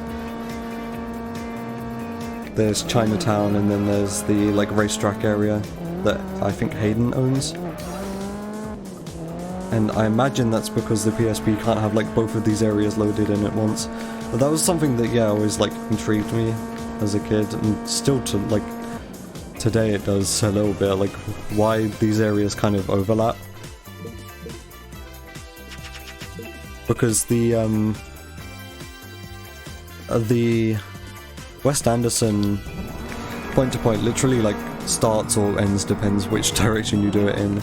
It like in Angel West side. But there's definitely a crossover there. And my young brain was like theorizing that Jack and Carlos had some kind of like allegiance going on. But I mean, they could have easily just made Angel West side like slightly bigger, so it didn't have to. So the courses didn't have to infringe on Carlos's turf.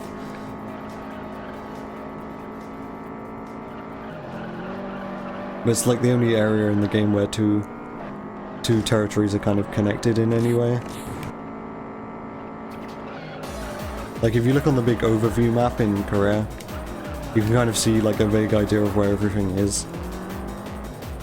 And this is the only instance where like 2 areas are connected.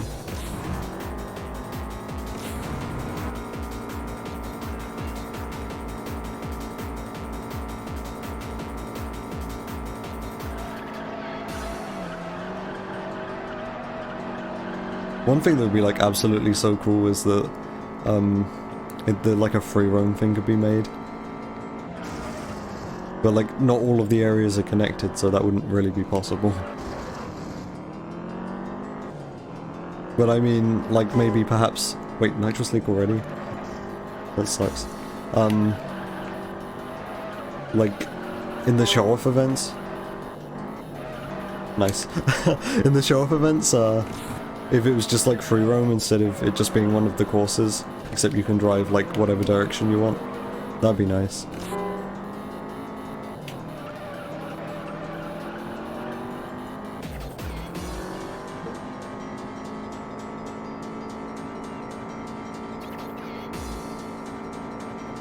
Like I'm thinking kind of a Underground 1 style thing.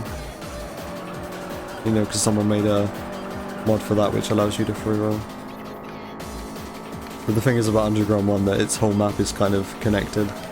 There's not like separate areas which you wouldn't be able to get to.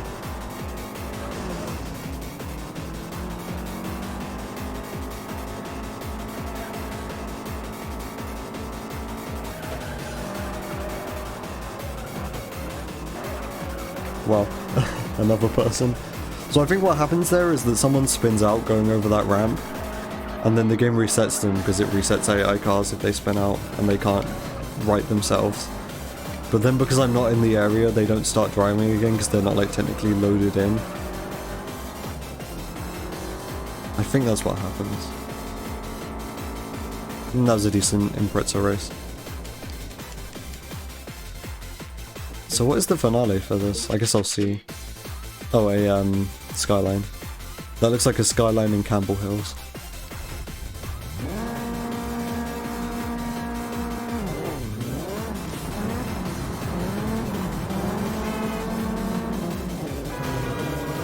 I'm gonna try and name all of the territories in Juiced, just to try and refresh my memory. So this is Southside Beach, owned by Melody.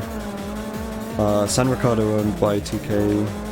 You own Angel Super Speedway. Maria owns... what's that called? It's Angel North Central. Jack owns Angel Westside, Carlos owns West Anderson. Who am I forgetting? Did I say Popper? He owns East Angel Island. I probably should have gone through this like in order. In order of the drivers instead of just like randomly plucking away. Sue owns Downtown, Biggie owns Campbell Hills. I think that's all of them.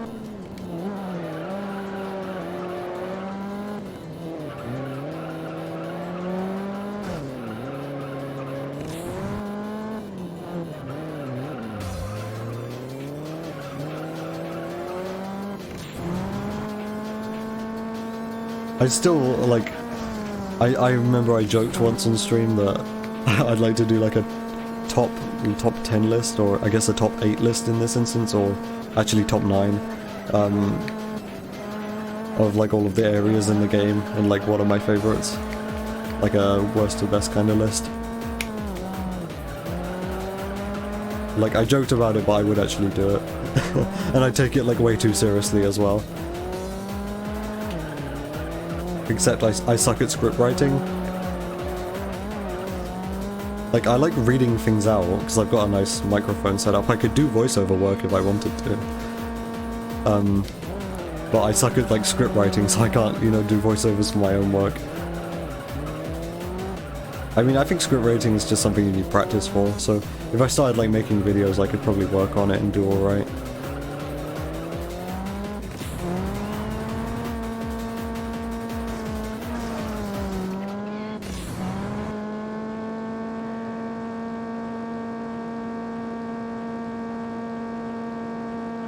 Oh yes, this song that's incredibly quiet. The song which I keep saying I'm gonna do something about, I'm gonna normalize it or compress it or something, and then I never do. I guess, because this is pretty much inaudible on stream, I guess we just have like car noises for the next 2 minutes. There are 2 songs from the Burnout 1 soundtrack I have in my stream playlist, and they're both like this. I guess just because that album is quiet.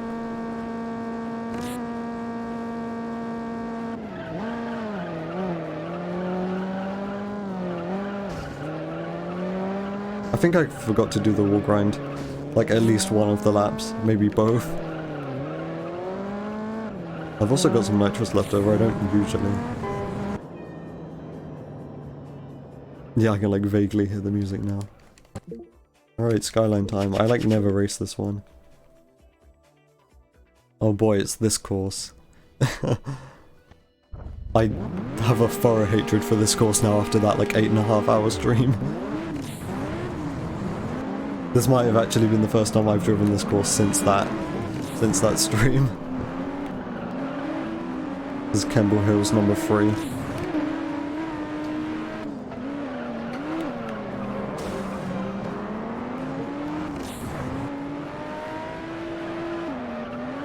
And this used to be one of my favourite layouts.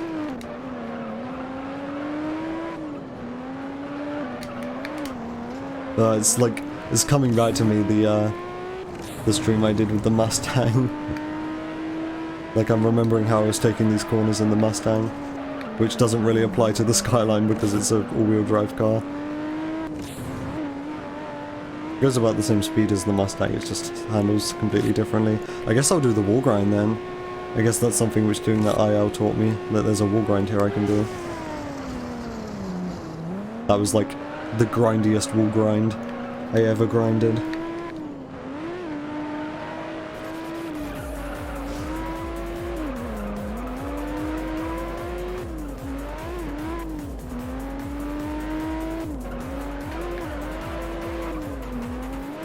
Well, we're already past where a regular arcade 80% run would have finished.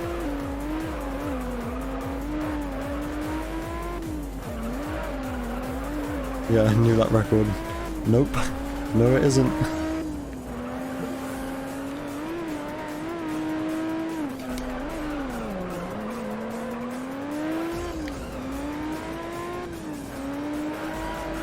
I forget what the times I was actually getting in the Mustang were. It was like I think it was sub 120 second laps.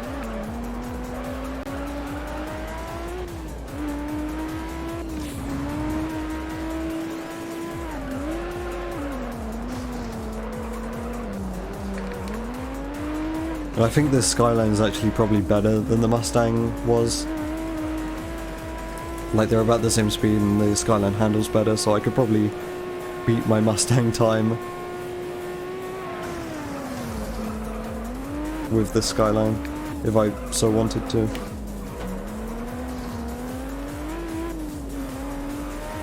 But I really do not. I never want to do an IL of this track ever again. And if I did, I'd do it in the Viper anyway. Because it occurs to me that the only IL time in the speedrun.com leaderboards is in a Mustang.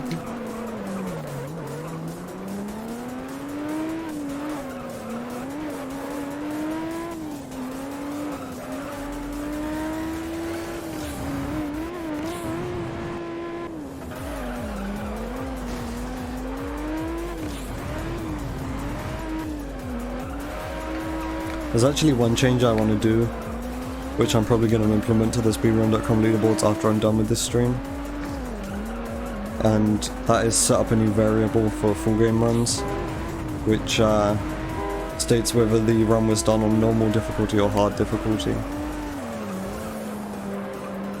And it won't be like necessary to fill in, but like I know for all of my runs I can then set them to normal difficulty. Oh, whoops. That was really stupid. I bounced a little bit and then I went in the dirt and then I just kind of spun.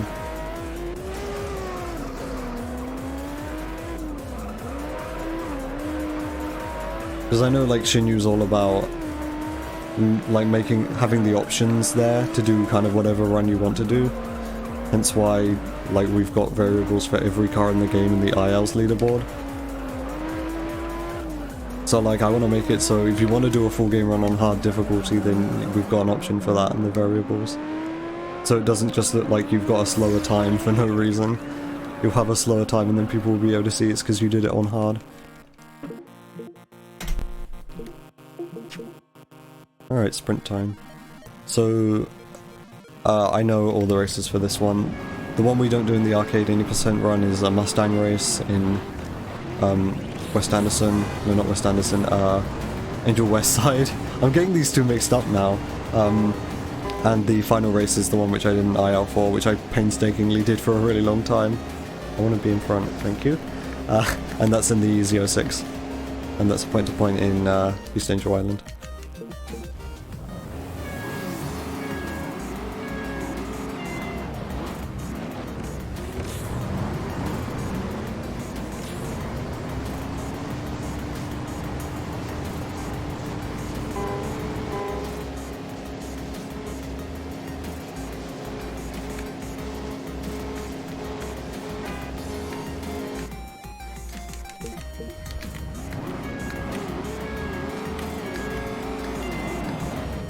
I have like no rhythm right now. I was trying to like keep the tempo by like pressing look back.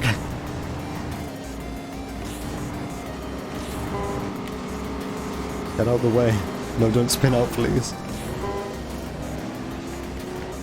Okay, that sucked, but whatever. There was potential there for me to lose the event and I didn't.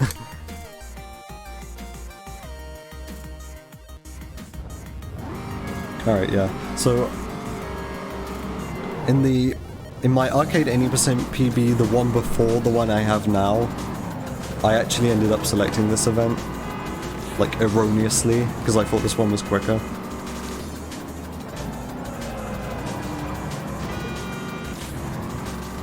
But it's not. The race in the Corvette's quicker. And I probably haven't actually driven this race since then.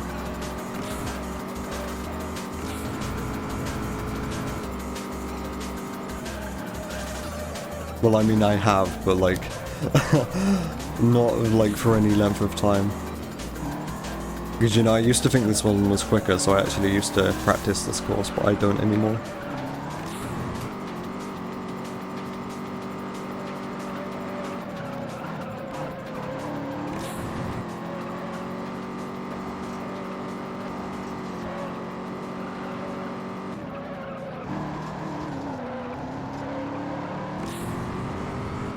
Oh, yeah, there's a wall grind too. I think, anyway. This car's very slow, so I'm not sure if that's even worth it. I don't think the second wall grind's worth it then.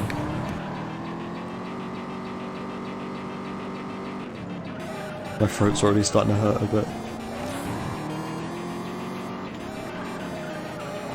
I don't have any liquids to hand either.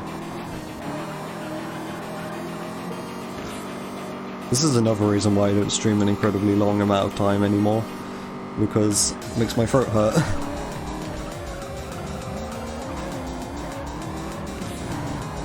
It's like, even if I do have drink, it still doesn't really help.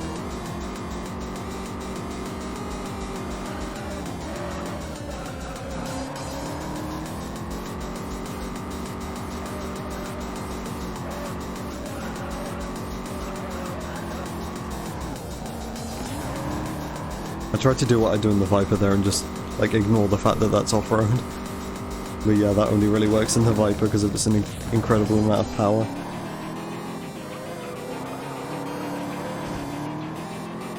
I'm gonna feel so bad to put this on speedrun.com. Because, like, this is a bad run. Like, through and through. I imagine this is better driving than what, like, an absolute beginner could do, but for me, this is, like, really poor driving.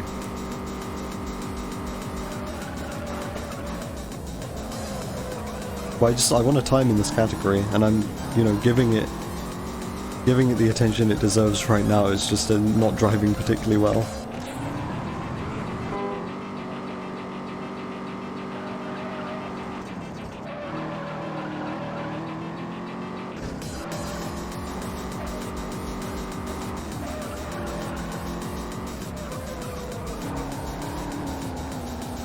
Like, in before this run isn't even valid.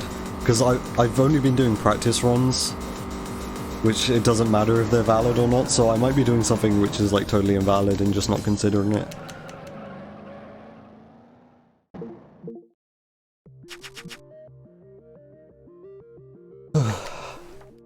Alright, well, we're getting towards the end of like the actual main part of the arcade.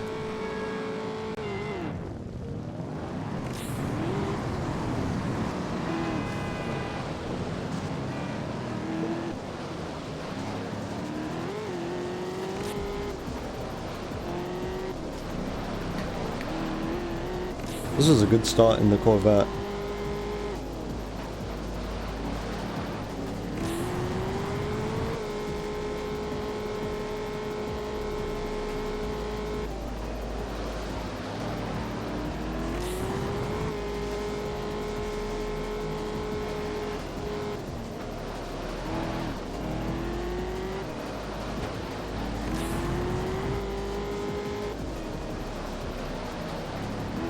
I remember the idea was brought up in the Juiced modding Discord of like something which would prevent the screen from shaking when you nitrous.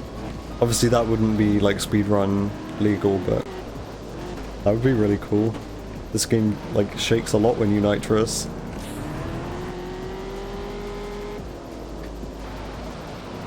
Like a mod such as that would be particularly good for the Extreme Nitrous series.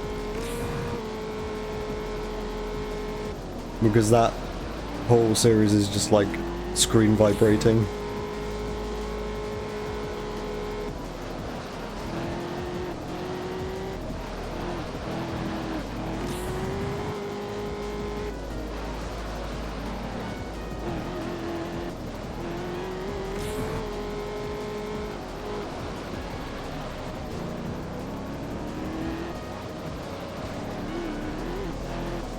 That was a quick first couple of corners there. I usually take those really slow.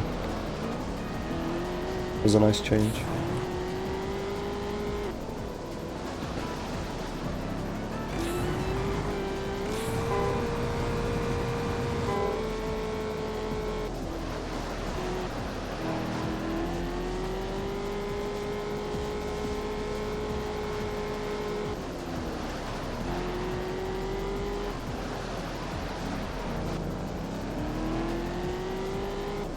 I wonder if I'm ever going to actually meet the affiliate requirements. Not that I really want to be affiliate, it's just like a thought, because I gain like follows incredibly slowly. Because, and I think this is mostly just because nobody cares about this game, and that's like fully understandable, I get it. But I wonder, just by like brute forcing my way and just like playing this game, eventually I will very slowly accumulate enough like followers and enough viewers. I don't usually do the wall grind lap 1, that actually kind of worked out.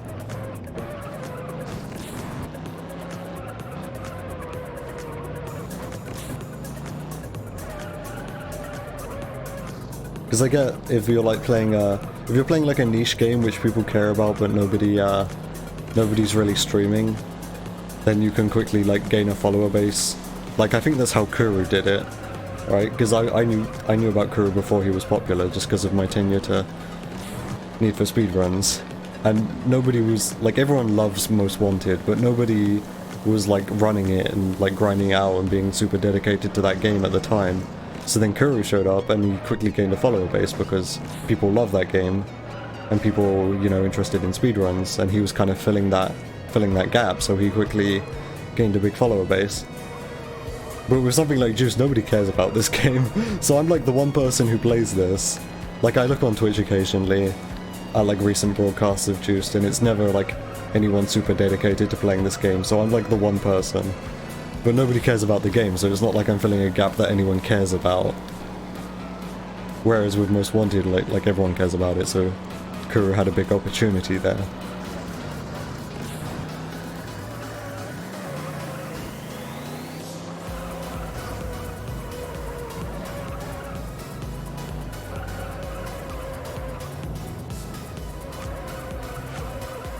I mean, I just like playing this game. I don't care that nobody really watches the stream. That's fine. I like the game. I will play this game regardless of the fact that nobody else really cares or wants to watch it.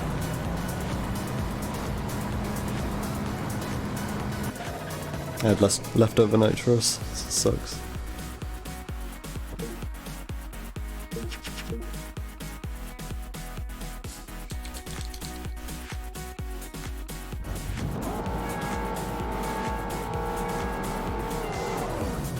Alright, so I only vaguely remember how to do this from my IL. That didn't usually used to happen, but sure.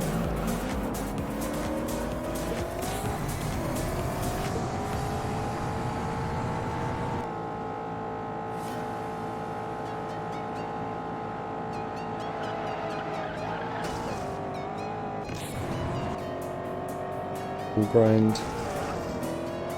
Yo, this is actually pretty good. Aside from that beginning. Oh, okay. Yeah, I remember that section always sucked.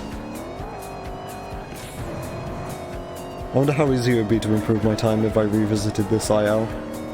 Because I put a lot of time into this one, but that was back in like September. And I've, you know, practiced a lot since then. It'd be interesting just to see how my overall driving has improved, see how easy it would be to improve this time. Because I put something like 5 hours into this, across like 2 streams.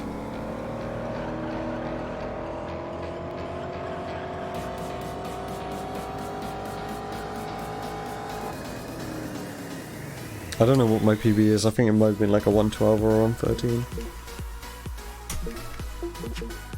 Japanese supercar time. Alright, so the first 3 we do in the arcade 80% run, then I think number 4 is a stock NSX race in Southside Beach, and then number 4 is a modified NSX race, but I don't remember where that is.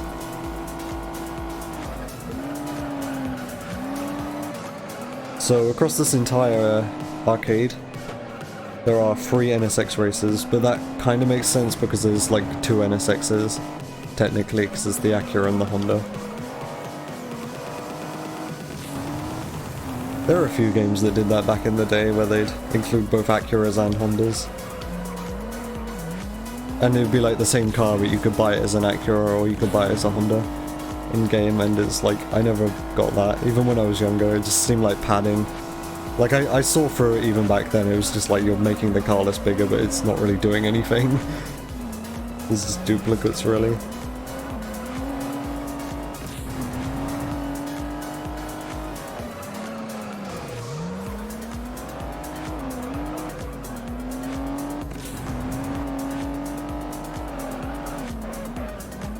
Although one thing to be said is that I think in this game the Acura's like body kit is different to the Honda NSX's, so so there's that if that really matters to you. Whoops. But yeah, in Deuce 2 I think there's like 4 NSX's because they've got 2 generations in both Honda and Acura. So there's like 4 NSX's and that's just completely superfluous.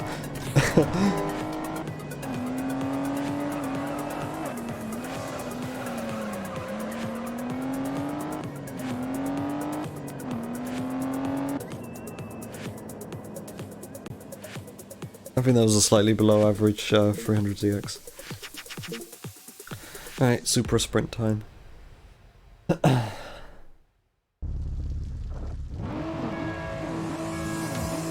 I got the spoiler.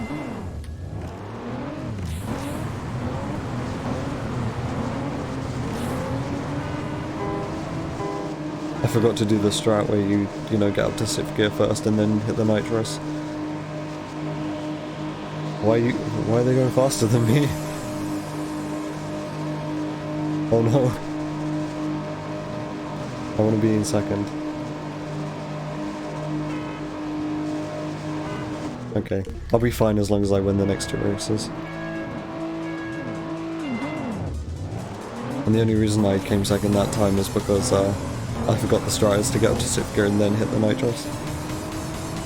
And not hit the wall. Hit the nitrous, not the wall.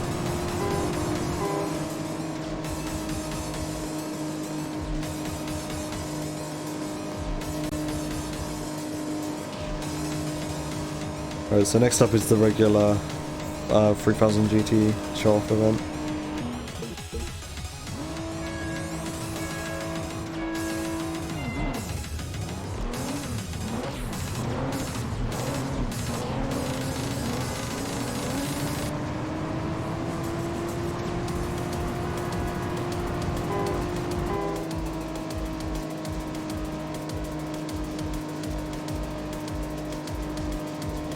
I'm just thinking show-off events is something I'm going to have to explain later on at Makeshift. Because I mean, it's kind of unique. A lot of these are just like, well, it's a racing game, you just try to win the race as quickly as possible, but show-off events are like something that's unique to this game. So I'm going to have to explain how this works. I mean, it's pretty simple, it's just you do tricks.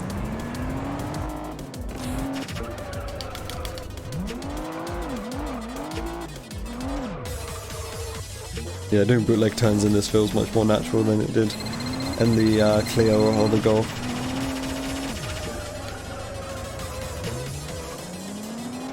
Very quickly I'm racking up points. I'm so good at this.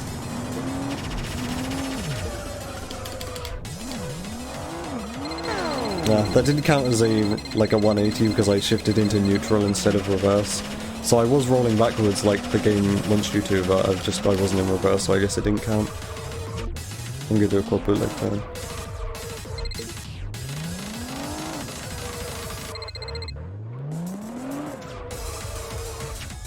What? I did 4 bootlegs though! Game's scamming me. There we go.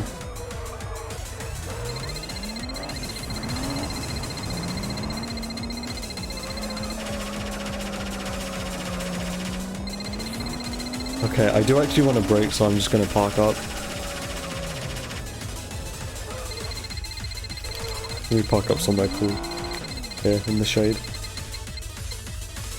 When I said cool, I meant actually cold. There. Nice. And now I've got like a minute and a half and I can just like relax and stretch.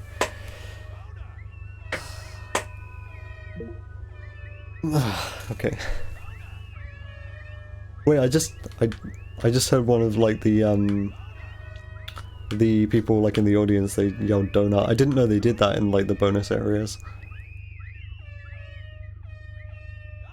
Donut. I didn't realize they did that.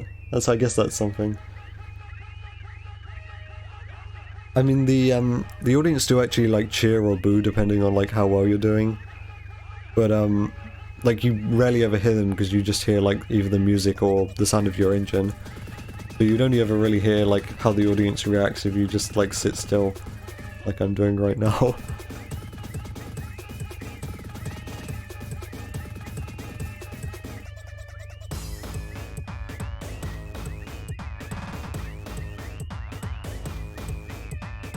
Actually, I'm gonna do a donut, because I want to see if it's gonna kill my performance like it usually does.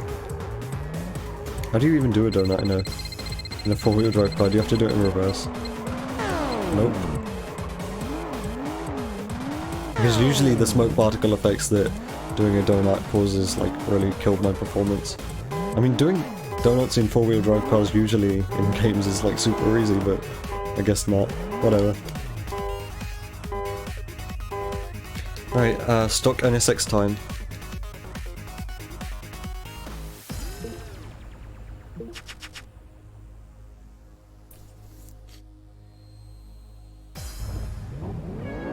In the picture, in the loading screen, it looked like the modified NSX was in Angel Super Speedway, so I guess that's what the final race is going to be. Yeah, that always happens. That's why I stopped doing ILs of this course, because that always happens. The guy gets in your way right at the beginning, and it's very frustrating to try and do an IL when that happens right at the beginning every time.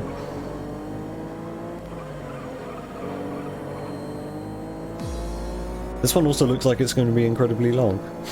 Like 5 minutes potentially.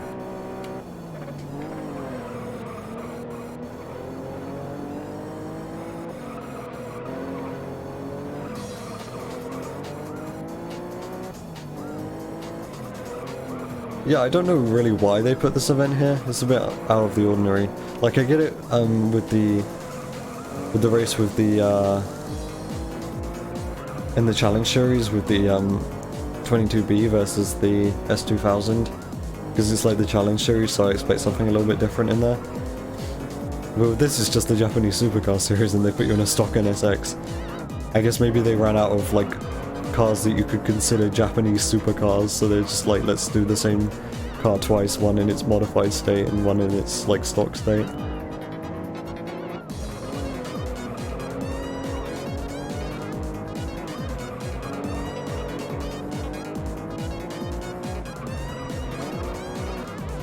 Because yeah, what cars are in this series? It's the Supra, the Supra, the 3000 GT, what's the other one? The 300ZX, and then the NSX. I guess the RX-7 maybe? It's not really a supercar, but then neither is the 300ZX. But in terms of like what I'd consider to be a Japanese supercar, then I suppose the Supra and the 3000 GTR, and then this is kind of a supercar. Wait, I said supercar. Supercar. Yeah, because I think this was made to like compete with a Ferrari. I believe that's what Honda's plan was. That might just be like fake lore that I've just made up in my head.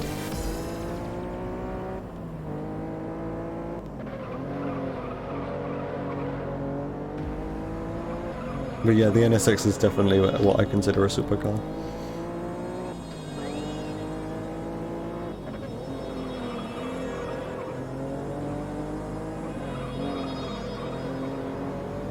This car's so cool.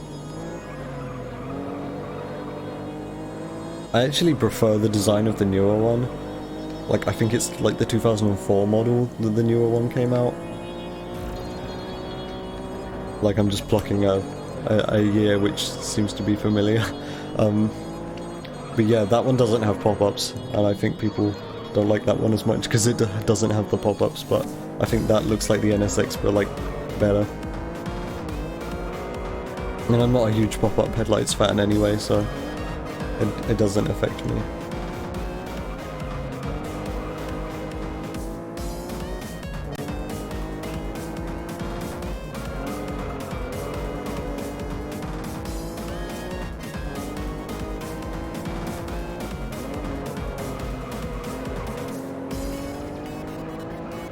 But yeah, that newer model of NSX which I was talking about doesn't show up in many racing games.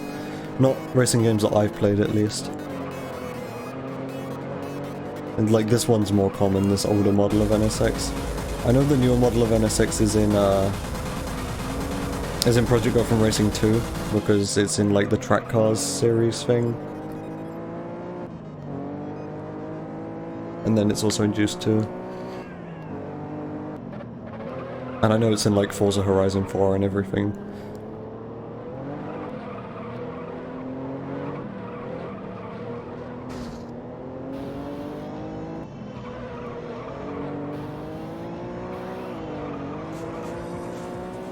Project Gotham Racing is such a shame. Like the whole like franchise is such a shame it like they stopped making them. I get it because like Forza kind of filled that void, and it's like Microsoft. They both had like racing games, Project Gotham Racing and Forza. They were both racing games published by Microsoft Game Studios, so I get it, but like, such a shame. Because then Bizarre Creations went on to make Blur, which didn't sell very well, I think, and then Microsoft sold them to Activision or something, and then Activision ended up just shutting them down, so it would have been, they probably would have had a much better fate if Project Gotham Racing carried on being made. Is this just an oval? If this is just an oval, this is going to be super boring. I was expecting something more exciting for the finale of the Japanese supercar series.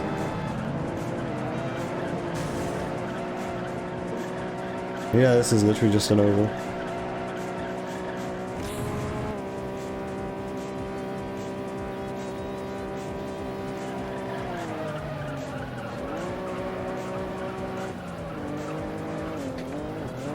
Yeah, but all of Bizarre Creations' like racing games were really good. Like, so they made that one for the Dreamcast as well, which is kind of considered to be the precursor to Project Gotham Racing. I've never played it, but apparently that was really good as well. It had like dynamic time, like time zones.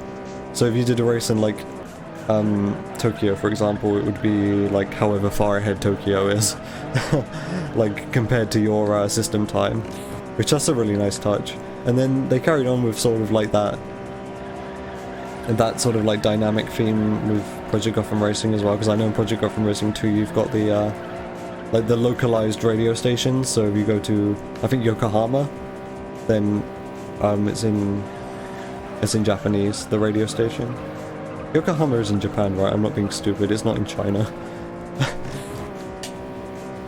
No wait, Project Gotham Racing 2 has Hong Kong, and that's the one that's in China.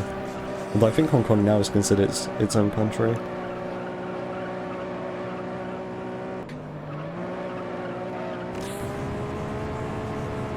Yeah, I could be driving this better, but this is also incredibly simple. I mean, usually in the MX-5 when we're doing this in the other direction, and with the Celica race right at the beginning, I take that like sharper turn with nitrous, but I don't think that wouldn't go so well with like a maxed out NSX. I'd probably just spin. That's the same reason I don't do it in the Firebird either.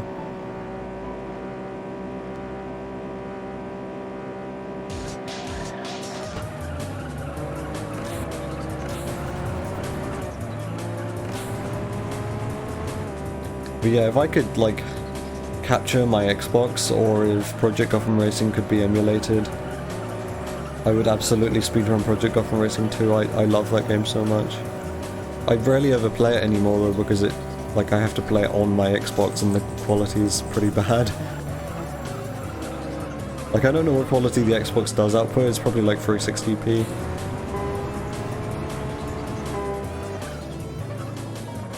Alright, now we Grand Final Series, and I mean this is going to be no different from the Arcade 80% because this is we usually do all 5 of these.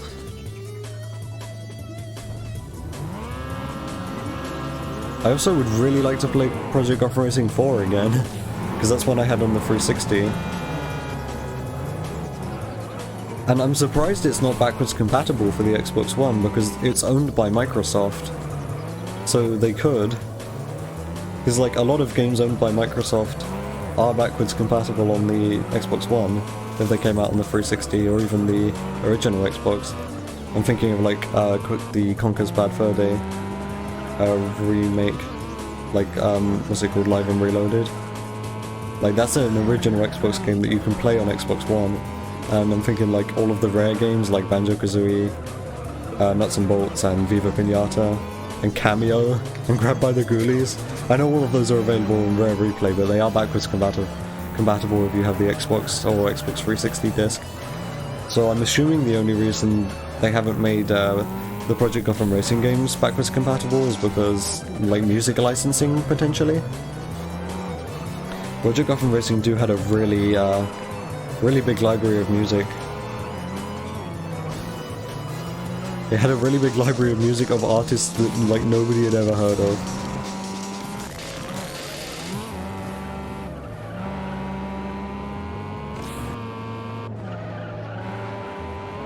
Like, there's some tracks from that soundtrack, if you look them up on, like, Google or YouTube, the only sign of that song existing will be, like, Project Gotham Racing 2 soundtrack upload, and nothing to do with the actual artist who made it. So, like, it's obvious the artist was just, like, a nobody.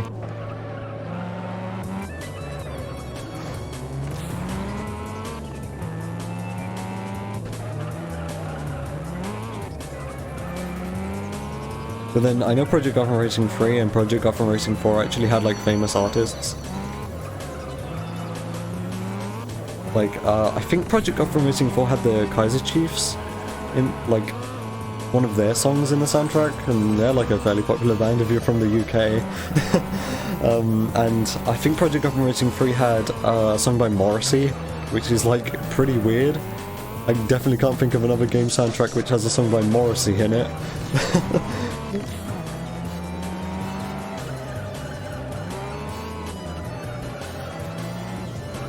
I never played Project Gotham Racing 3, but apparently that one was really good. I only played 2 and 4, I played the even numbers. But yeah, Project Gotham Racing 4 is one of those games which I remember really liking as a kid, and I've seen footage of it since and it still looks really good. But it's just one that I cannot play because I do not have a 360 and it's not backwards compatible on Xbox One. Whereas with, at least with Project Gotham Racing 2, if I really want to play it, I can get out the Xbox and just put the game disc in. Like when I got an Xbox One, I was kind of expecting the backwards compatibility to be a bit better. So I could actually play games like that from the 360 era, which I liked, but a lot of them I can't, and I'm assuming it's because of, like, music licensing issues. Because I really do not see any other issue. I guess maybe car licensing issues?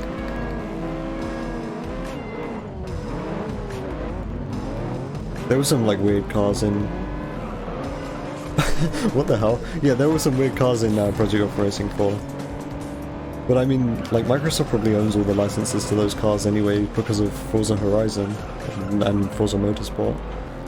I don't know. I don't know how, like, car licensing works in racing games. I know more about music licensing, that's my thing.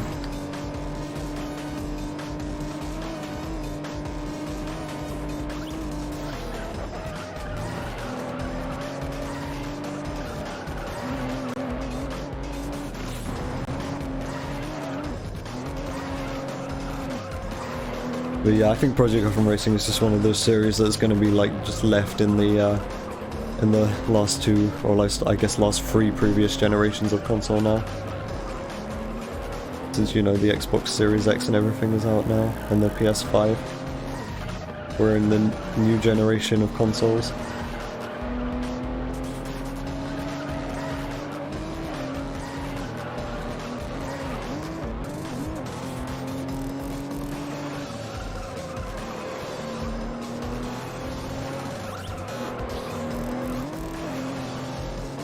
But yeah, all of the, as far as as I understand it, all of the Project Gotham Racing games were really good.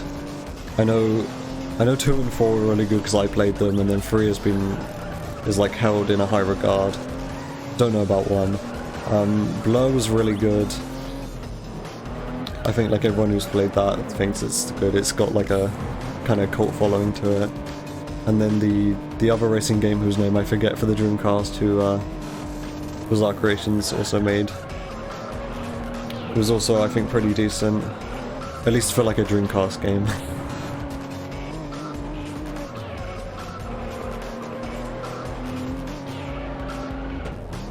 The Dreamcast is so cool, I kind of want a Dreamcast. Like, it's so cool, it's kind of like a last hurrah for Sega in kind of the console market. I've read a lot of like the development story of how the Dreamcast came to be and why there are so many weird games on it. Like, I think they split up the main Sega development team into like 7 sub-teams. It was something like 7, I think. And then they just kind of let all of the creative people go wild with their own games, which is how we ended up with games like Seaman. And like, what's that one game? Like Space Channel Number 5 or something?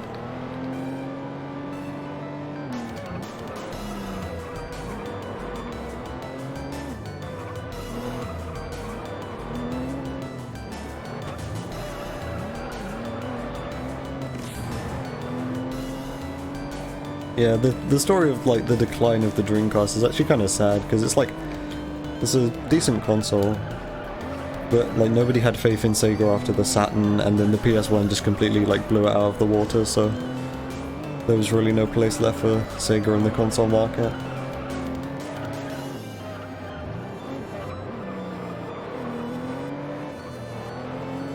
Oh, not the PS1, the PS2.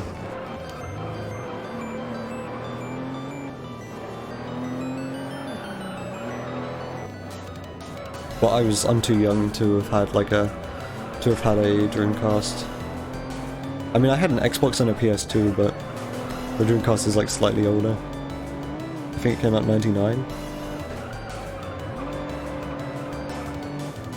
I didn't use like barely any of my nitrous. I'm super not paying attention to the game anymore. See, this is what happens. I don't have the endurance for long runs like this. I just stop paying attention to the game and just go like on a tangent.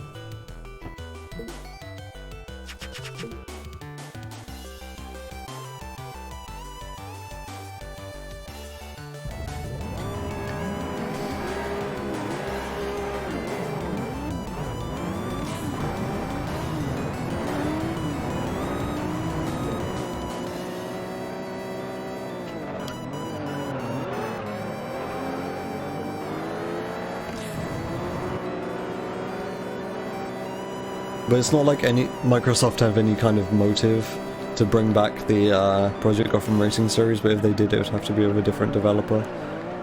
So I imagine it would go something along the lines of how Test Drive Unlimited is, with, you know, Test Drive Unlimited Solar Crown, where it's being done by, I think, the WRC game developer.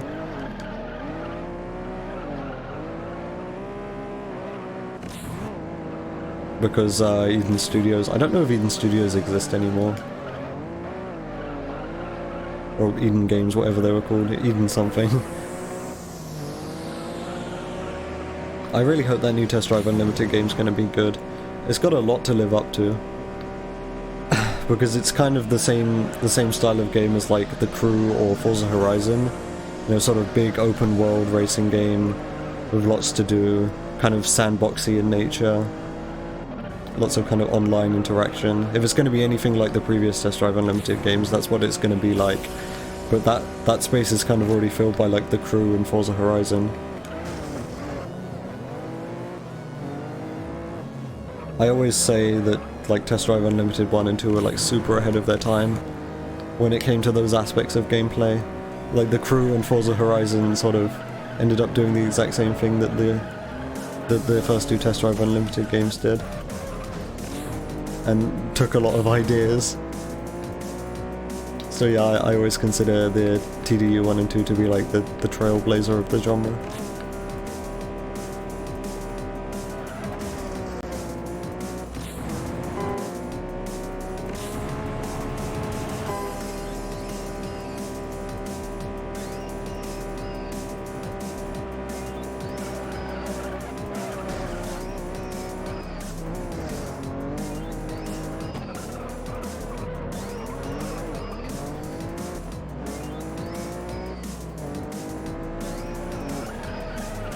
So yeah, what happened was Test Drive Unlimited 2 came out, and well, like 1 and 2 both came out, and they kind of set the standard for that style of racing game. Then The Crew, and then Test Drive kind of just disappeared off the map, aside from that one Ferrari game, which was nothing like the Unlimited series. And then The Crew and Forza Horizon came on and sort of filled that space, and now Test Drive is coming back, and now that market has kind of got lots of games in it now. So it'll be interesting to see what they do. I really want it to be good. because I love 1 and 2, Test Drive Unlimited 1 and 2.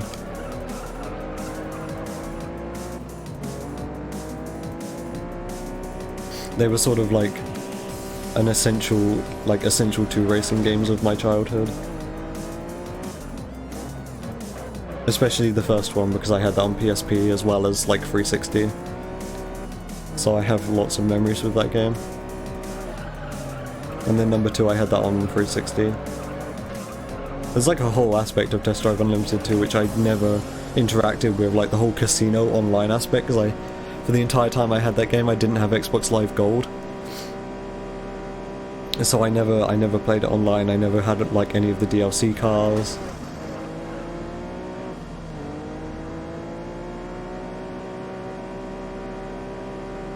But I mean, I was like 11 years old, so maybe it would be not so good that I was in a casino anyway.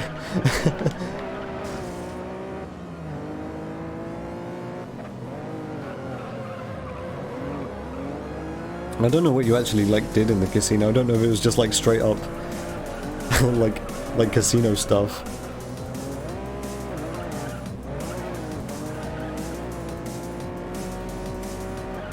Like, I don't know if you went in there and like played poker. That sounds a bit far-fetched for a racing game, but Test Drive Unlimited had like a lot of like things outside of the actual racing itself, like with the houses and being able to customize the houses and stuff. Like they tried to make it kind of an immersive, you know, like full game experience sort of thing, with lots of things to do rather than just a game where you drive cars. So you had the character and you could like walk around in the shops and everything and try on clothes. It was really cool. Alright, someone must have spun out. Okay, well I just lapped someone.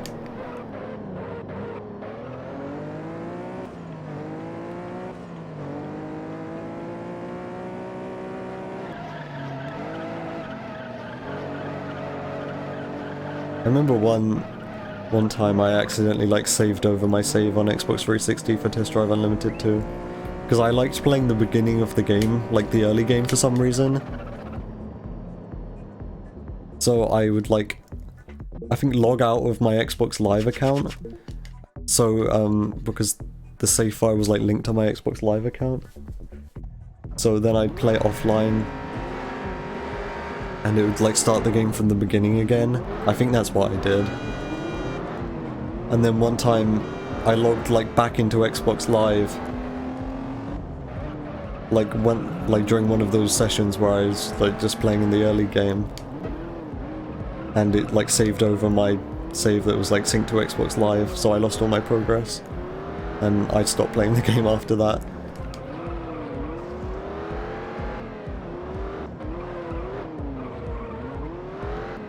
I know Test Drive has like a speedrunning community. Maybe I should like get into that. Need for Speedruns veterans will remember when the Discord server had a Test Drive channel in it, because there was some interest in. Will likes both of the games and both of the series.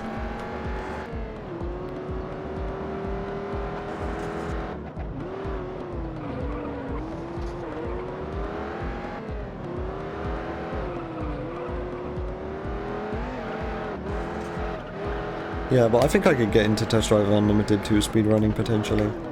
I haven't played the game in a long time. I'd have to, you know, like start playing the game again and see if it clicks with me. But I remember when I was playing the game last, I was doing like challenge runs, like trying to unlock Hawaii, like without doing any of the championships and stuff like that. Which, if I remember correctly, just involved doing a lot of head-to-head races in the like in the free roam mode, with just like the AI drivers who were driving around. So, like, if I was doing challenge runs of the game, I imagine like speedruns, I could do speedruns of it.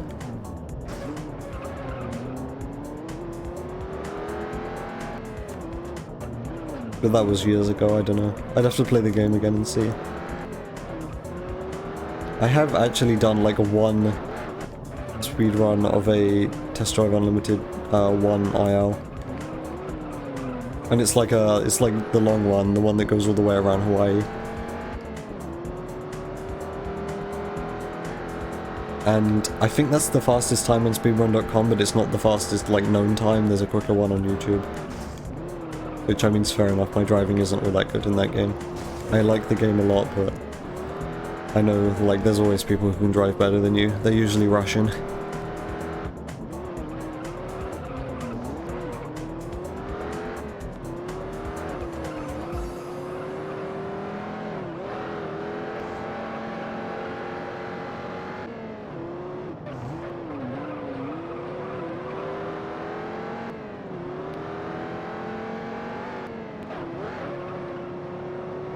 I'm pretty sure for Test Drive Unlimited 2, the main category is just like unlock Hawaii, because the full game is incredibly long, so they kind of thought up this arbitrary, like, shorter category.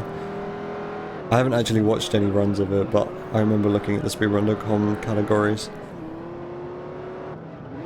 And I mean, to be fair, that's a fair category because the game is long, and the Ibiza section of the game is, like, much shorter than Hawaii.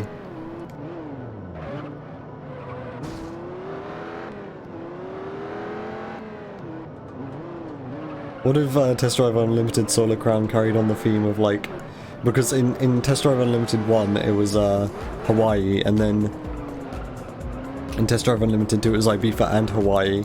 So what if in Test Drive Unlimited 3 it's like, I don't know, like some random island and then Hawaii and Ibiza? Like, they just exponentially more islands appear in like every installment.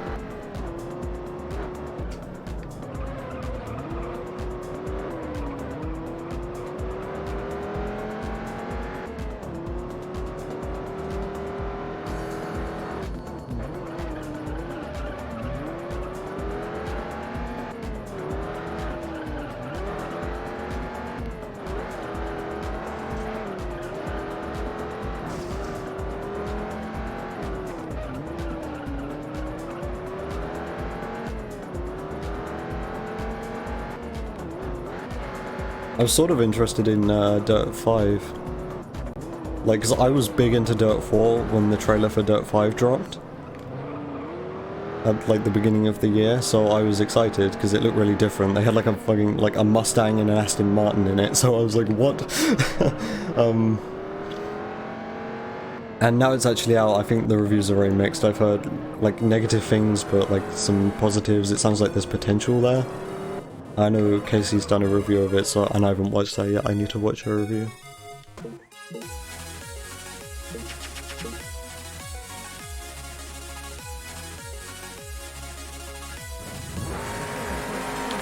Because in the near future, providing my computer, you know, graphics card shows up and everything, I will be able to run that game, so yeah, I might buy it if it ends up not being terrible, or if it goes on sale or something. Because it looks fun. It looks like they totally changed up the theme and everything. It kind of looks a bit like how Dirt Showdown looked, where, like, it looks kind of drastically different to everything else that came before it. I kind of see what they're doing as well, where after, like, Forza Motorsport 4 happened, then Forza Horizon came out, and then Forza Motorsport 5 came out, and the series kind of diverged, so that then you had, like, Forza Motorsport for, like, realistic track simulator racing, and then Forza Horizon for more like an arcade, open world, do what you want sort of vibe. And I feel like that's what Codemasters are kind of doing with the Dirt franchise, with the Dirt Rally, is like realistic simulator rally game, and then the regular Dirt franchise is like more arcadey. I mean, it was always pretty arcade, but like they're gonna probably ramp it up now. And it looks like they have with Dirt 5.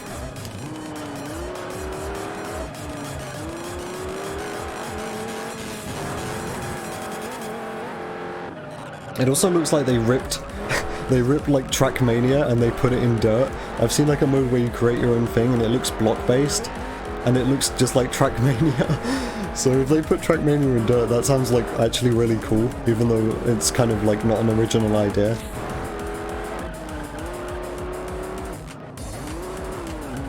Also, I realized I'm driving the final race in the regular run, and like I usually put my full attention into this, but I'm just like not caring.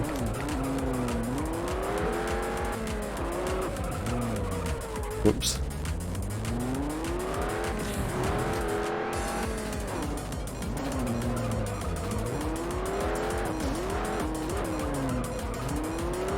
One other thing I want to test is, this is something I haven't talked about on stream before. I bought Midnight Club LA because I really want to play that game. I bought it on Xbox 360 because it said on the Xbox website that it's backwards compatible for Xbox One. It turns out that's not the case, and every time someone's complained, Microsoft has said it's Rockstar's fault, and there's not much they can do about it. Aside from, you know, potentially remove the fact that it says it's backwards compatible from their website. Maybe they could do that, so they don't mislead people into buying second-hand copies of the game like me, and then it not actually working.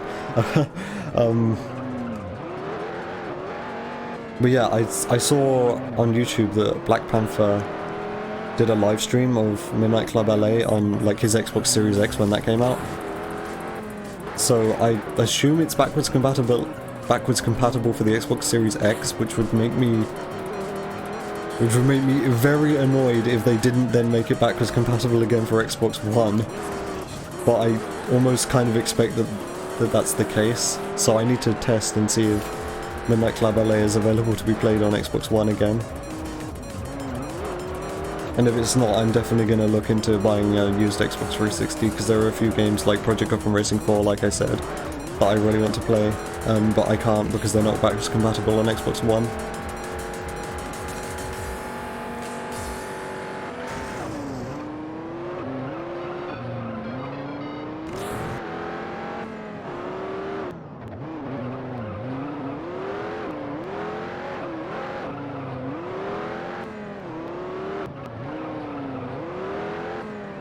The funny thing is about Project Gotham Racing, if you type in Project Gotham Racing into like the Microsoft Xbox store on the Xbox, the only result that comes up is fucking, was it Geometry Wars? Is that what it's called?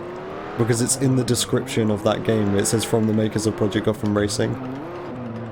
Because it was, and it originally, I think the story of that is it originally showed up as like an arcade game as an Easter egg in the garage for Project Gotham Racing 2. I think that's its first appearance, and then it showed up in, I think, 3 and 4 as well. I remember playing Geometry Wars in Project Gotham Racing 4.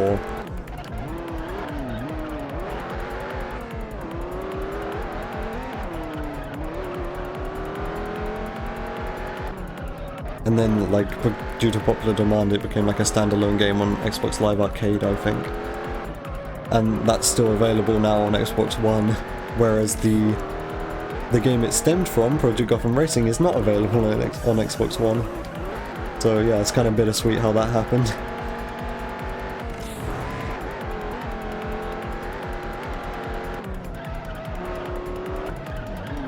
Now that also might be another sign that the reason PGR isn't available on Xbox One is because of licensing issues.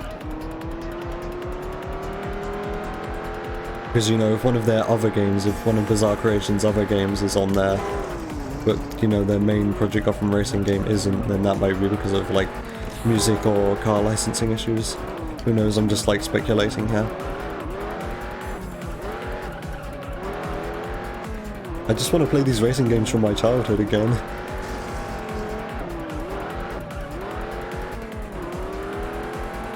Alright, so at the moment, what's happening in the run is, you know, back to the run because I've just been talking about random shit for like the past hour, but what's going to happen after I finish this race is that the developer time trial series are going to unlock, because at the moment they're not, but you have to complete all of the main series in the arcade 100% to unlock the developer time trial series, and that's about to be accomplished, so I will unlock those in like a minute.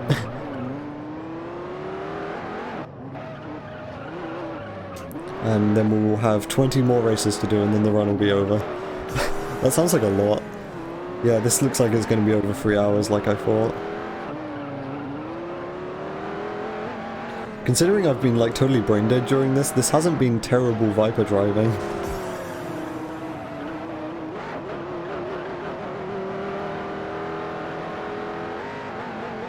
Like a 143, I think that's decent. That was my best lap. That must have been lap 3.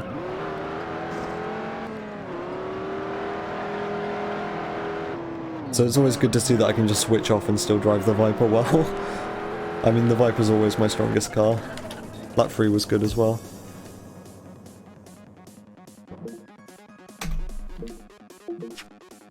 Right, lap times. Actually, now I think of it, these ones are going to be much quicker. Because, this is all just 1 lap per race. Well, this one's still 2 minutes because this is a long circuit, but yeah, these are all going to be much quicker.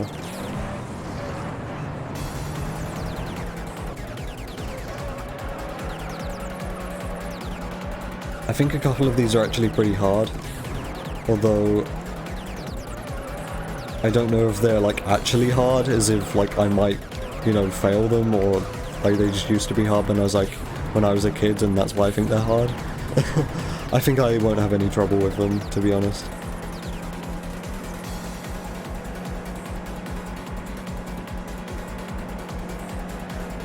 I know a few of these races are based on like actual arcade races, but the Beetle in Campbell Hills definitely isn't. So there's like one where you drive the Supra around the downtown layout, which you drive in the Grand Final series. I think that's in the silver developer time trials.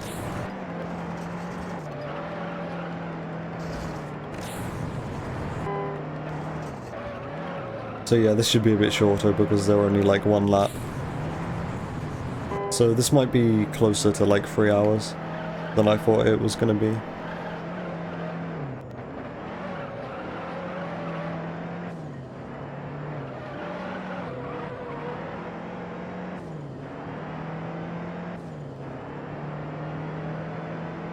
But this ends up being like, this is going to end up being like double the length of the arcade 80% run, but like not as much, not like double the content. Oh, whoa, what the heck? Weird physics moment there. Thankfully I'm still not, you know, close to actually losing the time trial.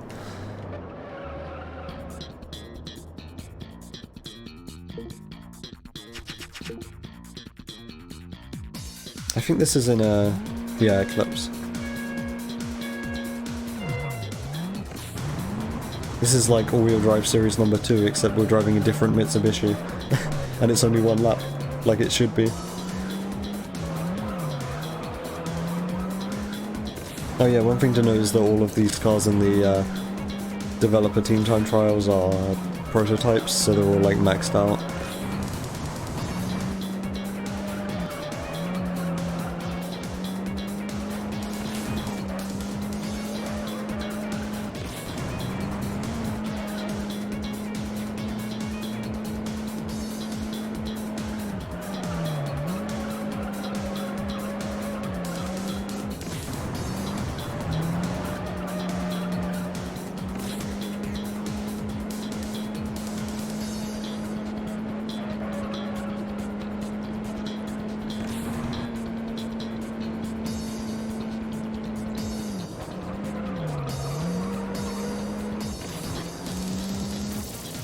Yeah, now we're like this deep into the run, I'm starting to realise I would absolutely hate to try and grind out an actually really solid time for this. This would be so grueling. Because I'm thinking about like the amount of focus and like how tense it is to actually be on like a good pace run. I mean, arcade 80%, and that's only an hour and a half, and this is looking like, you know, over 3 hours. So to have that amount of focus for like over 3 hours, it's just like, I can't do that. That's not my type of speedrun.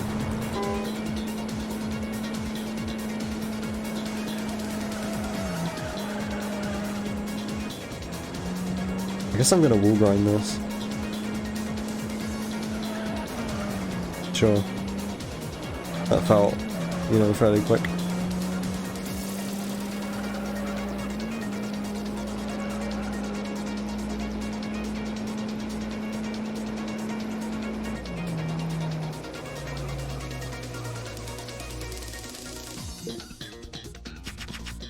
Okay, what next? Ford Focus? Oh no. I thought this was going to be the Ford Focus because the in the point-to-point series you drive a Ford Focus in.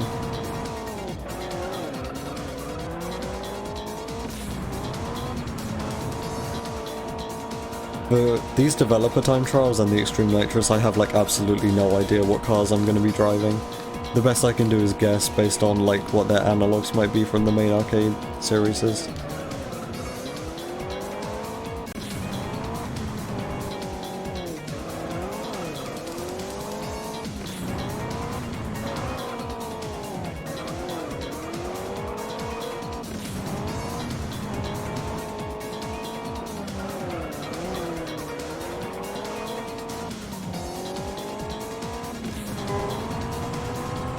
I can't tell if this is the one you do in the Ford Focus or it's in the opposite direction. Because like I think it would be the same regardless because this course is symmetrical.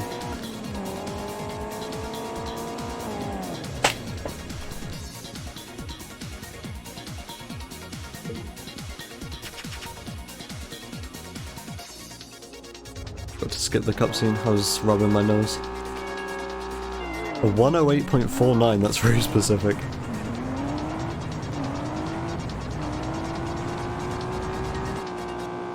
I guess I'm gonna do the wall grinds, although this is a bit riskier than doing it in the Impreza because rear wheel drive.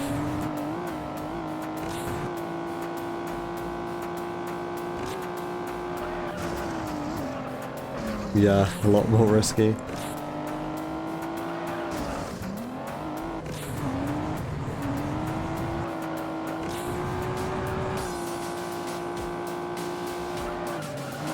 This car's about as fast as the Impreza is.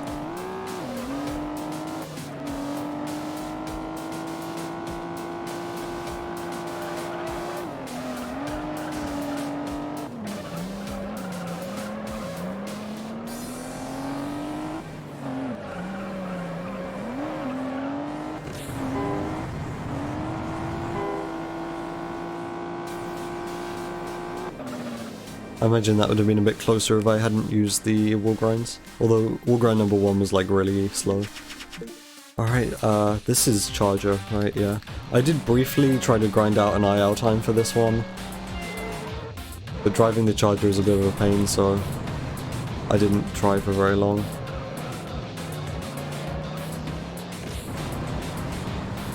I think what I did was just fling myself into this corner. I'm gonna try that. Okay, well that was weird, but it felt fast.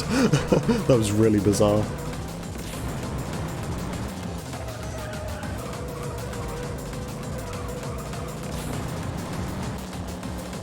I know I don't usually, like, actually have to interact with the AI drivers, but it feels a lot more lonely on the track when it's just you doing time trials.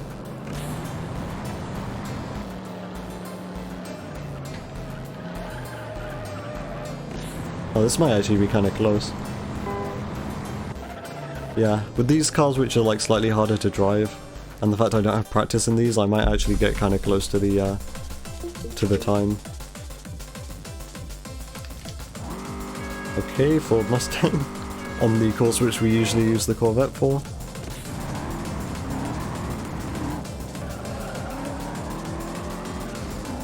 I'm just glad none of these are perfect laps. Oh wait, this isn't the course we usually use the Corvette for. Yeah, if these were all perfect laps, that would absolutely suck. That'd be so scary. Because this is like really deep into the run as well. That'd be like having all the hardest races right at the end.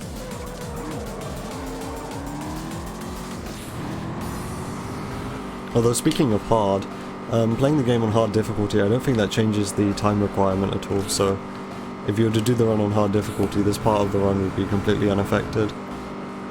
Is this a wall grind? Let's see. I mean, maybe. I didn't really feel any quicker.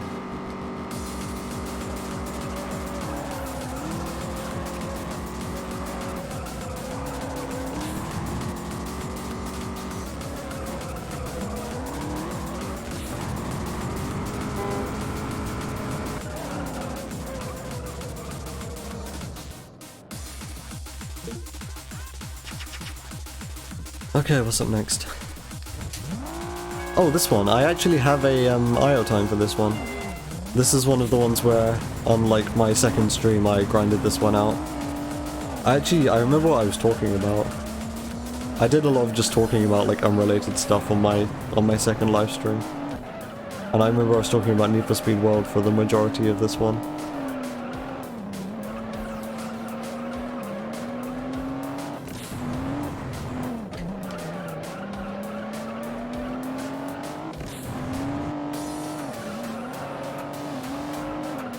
I could probably improve this IL time a lot if I went back to it.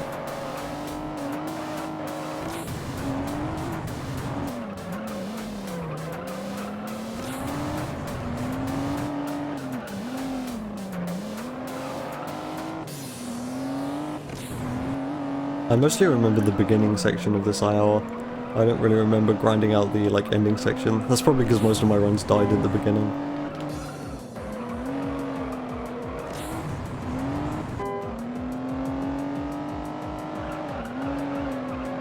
Oh, whoops. I mean, aside from that, this was decent.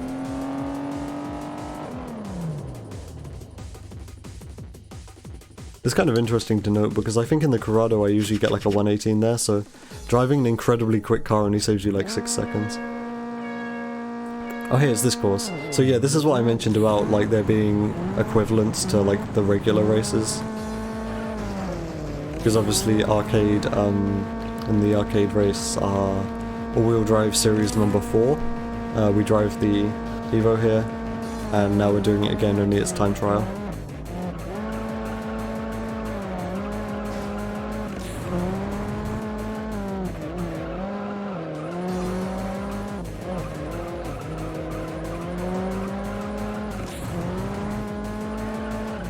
This could be a cool one to grind out an IL for. Although it's got that wall grind right at the beginning, which kinda sucks. But like if you drive this course smoothly, you can drive it really quickly. That's what doing arcade any percent has taught me for this course. In the evening.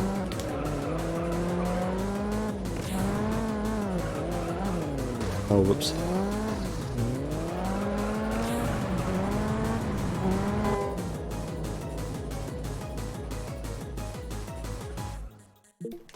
Alright, what's up next? So my only spin out for I think the entire run so far has been in the Mustang, in the I think modern V8 series. Which I mean that's pretty good going, all things considered.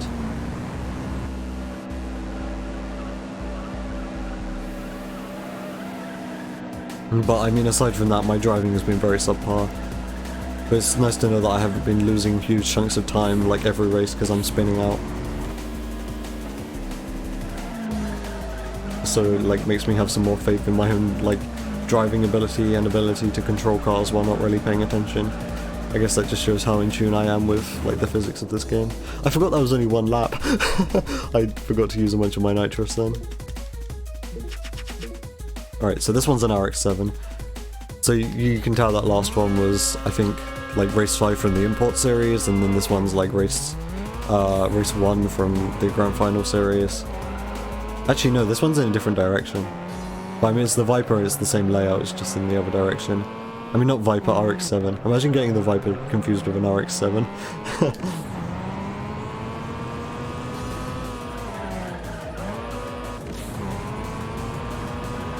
That corner there, that last corner was actually like much easier in this direction than it usually is in the other direction.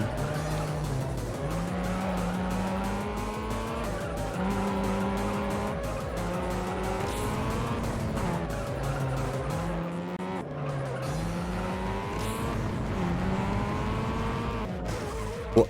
Okay. Please don't fail. Okay, I'm good. That was bizarre.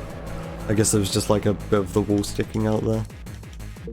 I'm not used to driving that course in that direction. I forgot to split, whoops. My split's gonna be like a couple seconds off then for this one. But that's okay.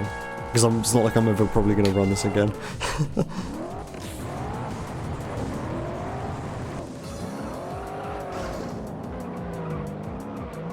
This could be a cool one to grind out the IO for, because I like short ILs. Much in the same way I like short speedruns. And I like this layout as well, so yeah, this could be a cool one to grind out an IL for. Especially because I'm actually alright at controlling the Z06.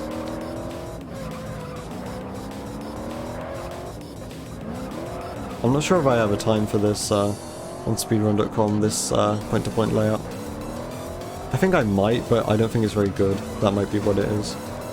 I remember like putting time into getting a time for this, but I'm not sure if I actually ended up uploading it or not.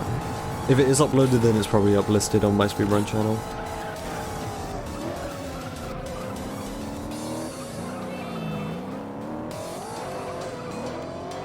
But then obviously that one's in the Viper and this is in the Corvette, which I suppose is the second best car in the game.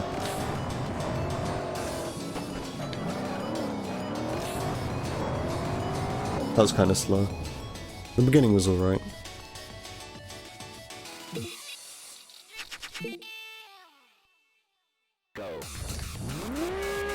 Alright, Skyline.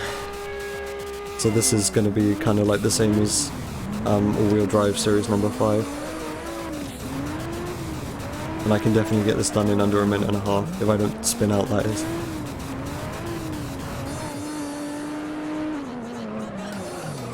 Okay, I'm just like spinning everywhere now, I guess. I guess when I did this in all-wheel drive series number 5, this wasn't a prototype Skyline, and now it is, so I'm kind of misjudging what I can do with it. It's got more power than it did before.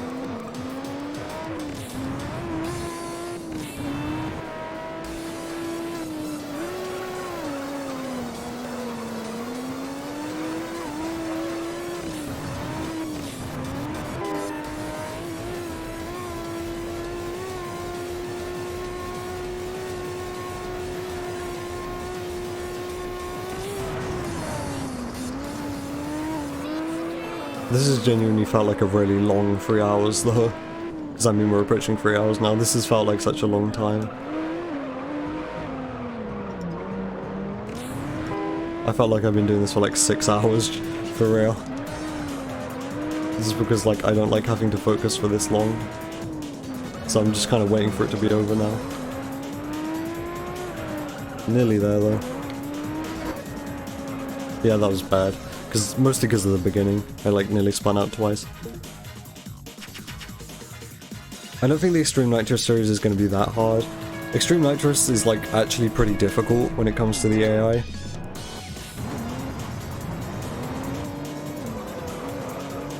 I saw someone in the Juiced Modding Discord post like a lap time of this, which was actually pretty good. This would be an interesting one to try and grind out.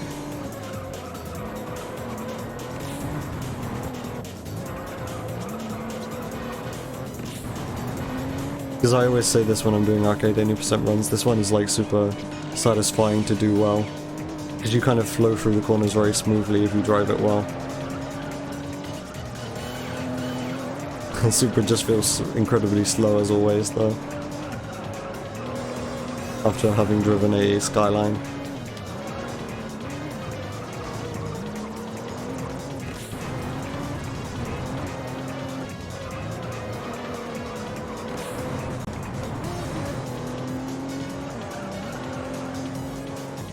Whoops. I should still be okay time-wise, hopefully.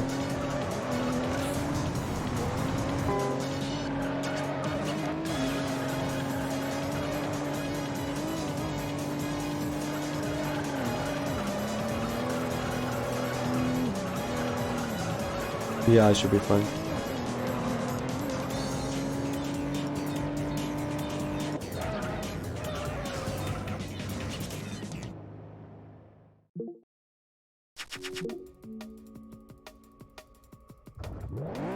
Oh boy, NSX again. Yeah, and then the final one is just the Viper again. Only it's point to point this time. Developer Gold Series number 5 is one that I grinded out an immense amount back like 2018.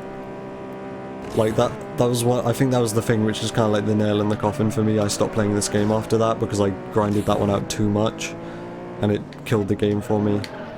Like it really burnt me out. Because I was really going for perfection and it like messed me up.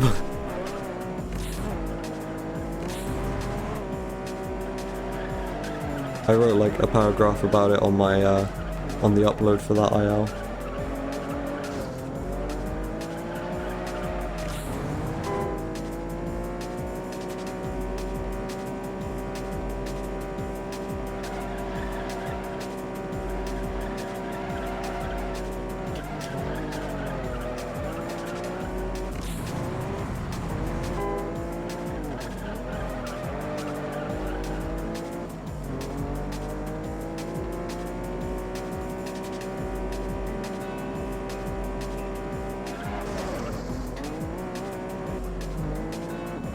If you were to grind this one out as an IL, it would all come down to how much speed you get coming out of that final wall grind. This one wouldn't be fun to do as an IL.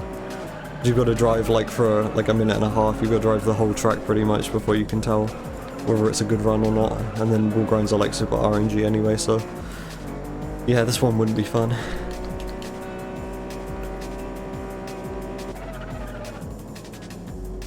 I imagine, in fact I'm pretty much sure. Actually, I'm trying to think, but an optimal run of this, I'm gonna say this, it could potentially be under 3 hours. I know I've still got like a whole series to go.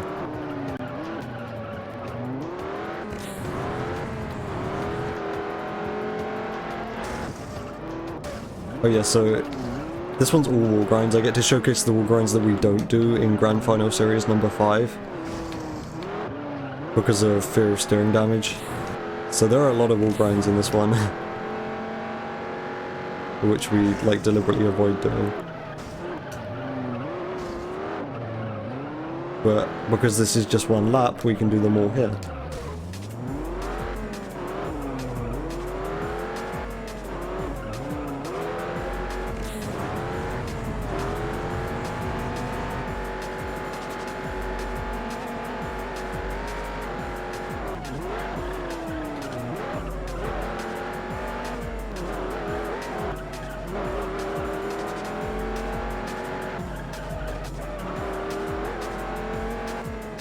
So that one IL which I spent way too much time on, which was on this level, it was perfect up until the last corner and I bumped the inside. I'll point it out once I get there.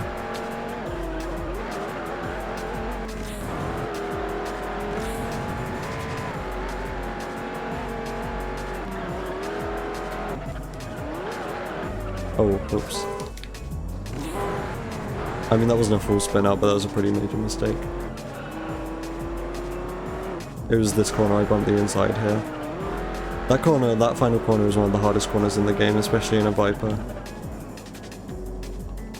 Because it's incredibly bumpy, it's very hard to take quickly. Alright, Extreme Nitrous time, final series, here we go. Yeah, but I imagine an optimal run. I'm thinking this might be a bit far-fetched, but perhaps it would be under 3 hours. My driving has been very bad, but there's still like, you've got to consider Extreme Nitrous is still another 5 races. I hope I don't lose any of these races.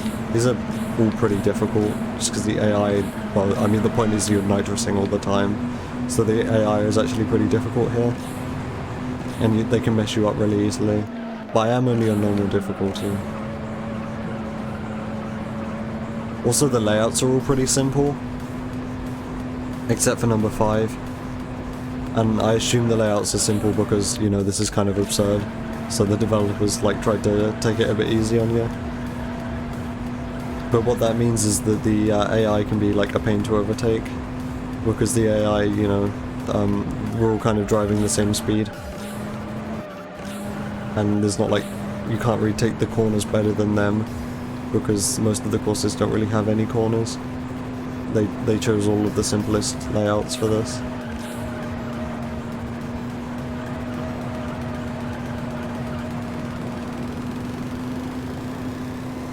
Yeah, this is definitely much more difficult on hard difficulty though. Another thing to note is the Extreme Nitrous only happens if you accelerate full throttle. So if you like hold down the trigger 99%, then you'll still get like, you know, pretty much full acceleration but no nitrous.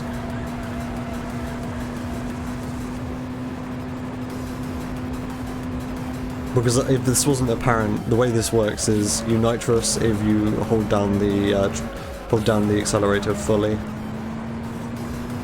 and there's nothing you can do about that. It's not like an on-off switch. It just like it happens if you accelerate fully, and your nitrous doesn't deplete. So it basically means like as long as you're accelerating, then you're using nitrous and you're boosting.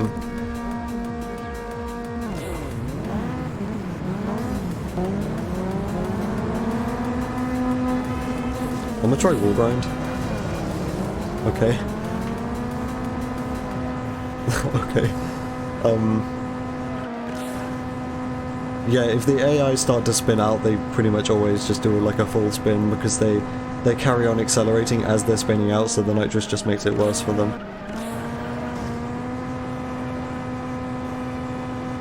I imagine this is a wall grind, now I think of it. Yeah.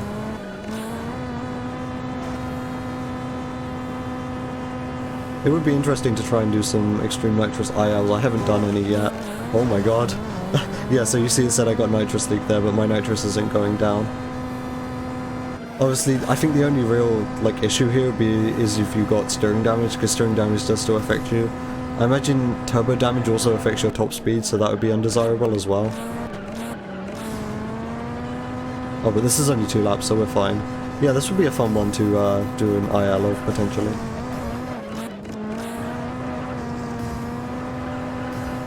So yeah, my point was previously, no-nos ILs of extreme nitrous races are technically possible. You just have to make sure you never like hold down the trigger fully. I'm sure there's some kind of like dead zone program you can use to make it so that never happens, but that would be tool assist.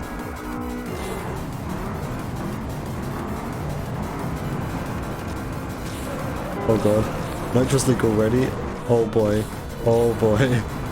I got some catching up to do. Yeah, this is very much chaos. Like, I'm pretty sure that goes without saying, but these races are chaos. I always found this like really fun that they brought this back as a concept in Juice 2, because this is pretty like, this is hard to unlock. You've got to 100% the career, and I assume Extreme Nitrous events came back in Juice 2 by like popular demand, or maybe the developers just wanted to implement it again. I might lose this race.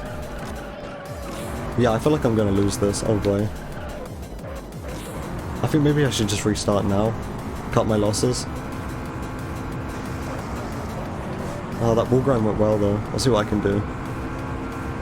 See, we all go the same top speed, so it's hard to like catch up. Oh, first is right up there though. Oh no. I'm a wall grind. Wall grind actually seems like the thing to do there. Actually, for like all of these corners. Although, can I save it? I had no faith that I'd be able to save this. Please, can I save it? Please, I want to win. Okay.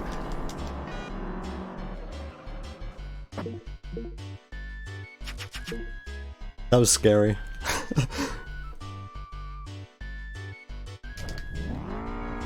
I think this is figure 8.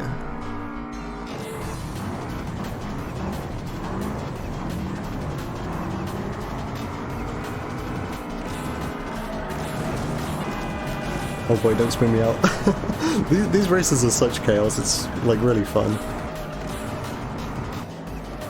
But yeah, what I was saying was like you have to 100% the career to unlock Extreme Nitrous. So it's kind of like an Easter egg, except not really.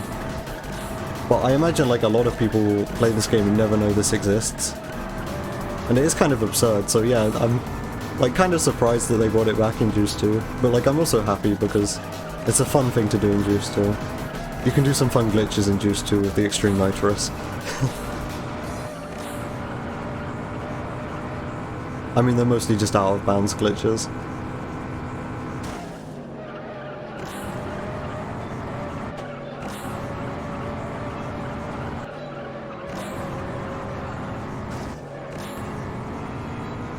Yeah, I should do an Extreme Nitrous like IL one day.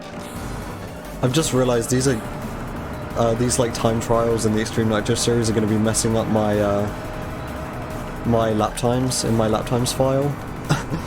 Because like I'm doing this with like Infinite Nitrous, and it's a different car to what I usually do it in. Like this track is usually done in the S2000, and this is obviously quicker than the S2000. And that race I did in the Evo was the one which I usually do in the Prelude, and that was obviously quicker than the Prelude. Oh no, my file's gonna be all messed up after this. Fuck, okay. That's actually okay though. I should, I'll just make 2 separate files, so my leaderboard file will be like, I'll have 2. I'll have one for Arcade 100% and one for Arcade 80%. And after this stream I'll make this the Arcade 100% high score file. Okay, so we're coming up on the final race. Unlocked final race. There was like 2 boxes. There was a title and it said unlocked final race, and then usually in the box below it says some like extra information, but it just said unlocked final race. It might usually do that actually, I'm not sure.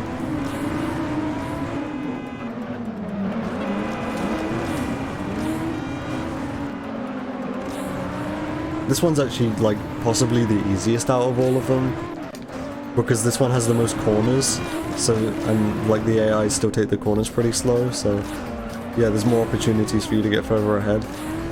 Even though this is like by far the most complicated track layout out of all of the ones in the Extreme Nitrous series. It's mostly just because the AI drive this one the worst, in my experience.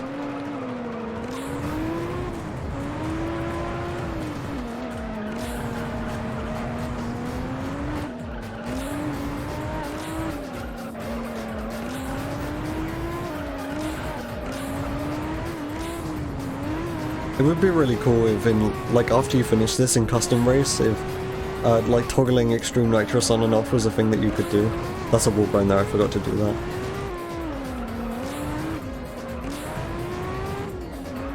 Because then that would allow us to do, like, every course in the game with Extreme Nitrous. And that would be really fun to do with the Viper. Nobody would be able to control that, it would be so funny. That'd be like the ultimate challenge, Extreme Nitrous on the Viper. And then do like an IL of one of the most bumpy courses.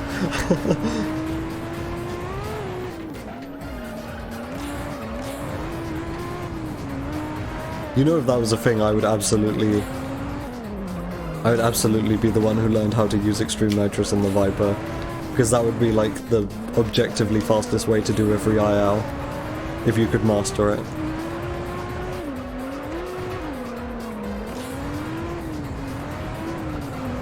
That'd be such like I'd be so proud whenever I said that I can control the Viper with Extreme Nitrous. Like that would be like my claim to well, not claim to fame, but you know. So yeah, this is obviously a wall grind here. Okay. I'm glad no one's behind me, or no one's like close behind me.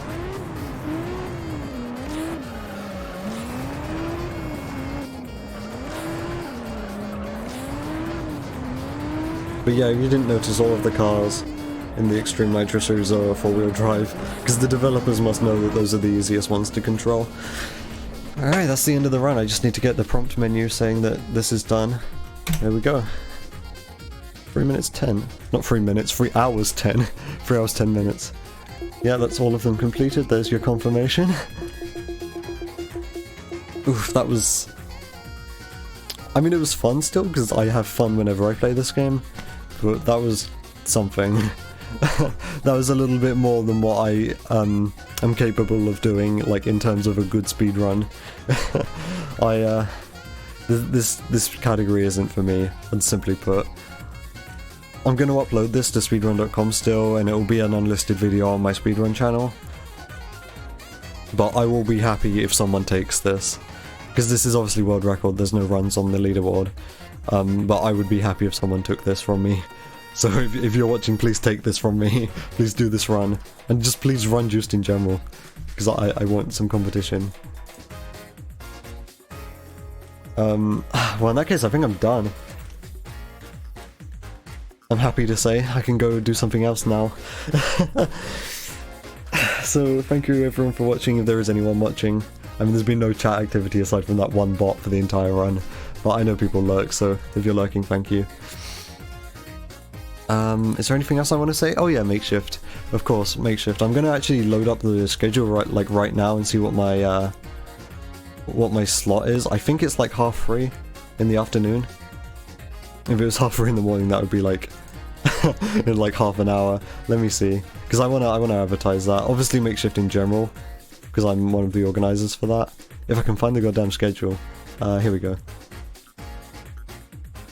Yeah, I will be on at 3:35. That's GMT. I'm in the UK if you can't tell. So yeah, 3:35 GMT. So yeah, that's about 12 and a half hours. And the event itself starts at midday GMT. So like 9 hours. So if you're interested in watching like racing games in like a marathon format, it's just a demo, so there might be tech issues. It's just like a practice thing, because we're all pretty like beginner when it comes to organizing marathons. So we're running like a demo to try and like smooth everything out before the main event, which will be next year. But yeah, there's like a showcase going on we're putting on for like racing games. So if you're interested, that's gonna be on Makeshift Racing Game Union. That's the Twitch. That's the name of the Twitch account. And that will be tomorrow at midday GMT. That will be starting. And yep, like I said, I'll be there 3:35 GMT, playing Juiced Arcade 80%, not 100%. Yeah, I just thought I'd like advertise that since that's something I'm involved in.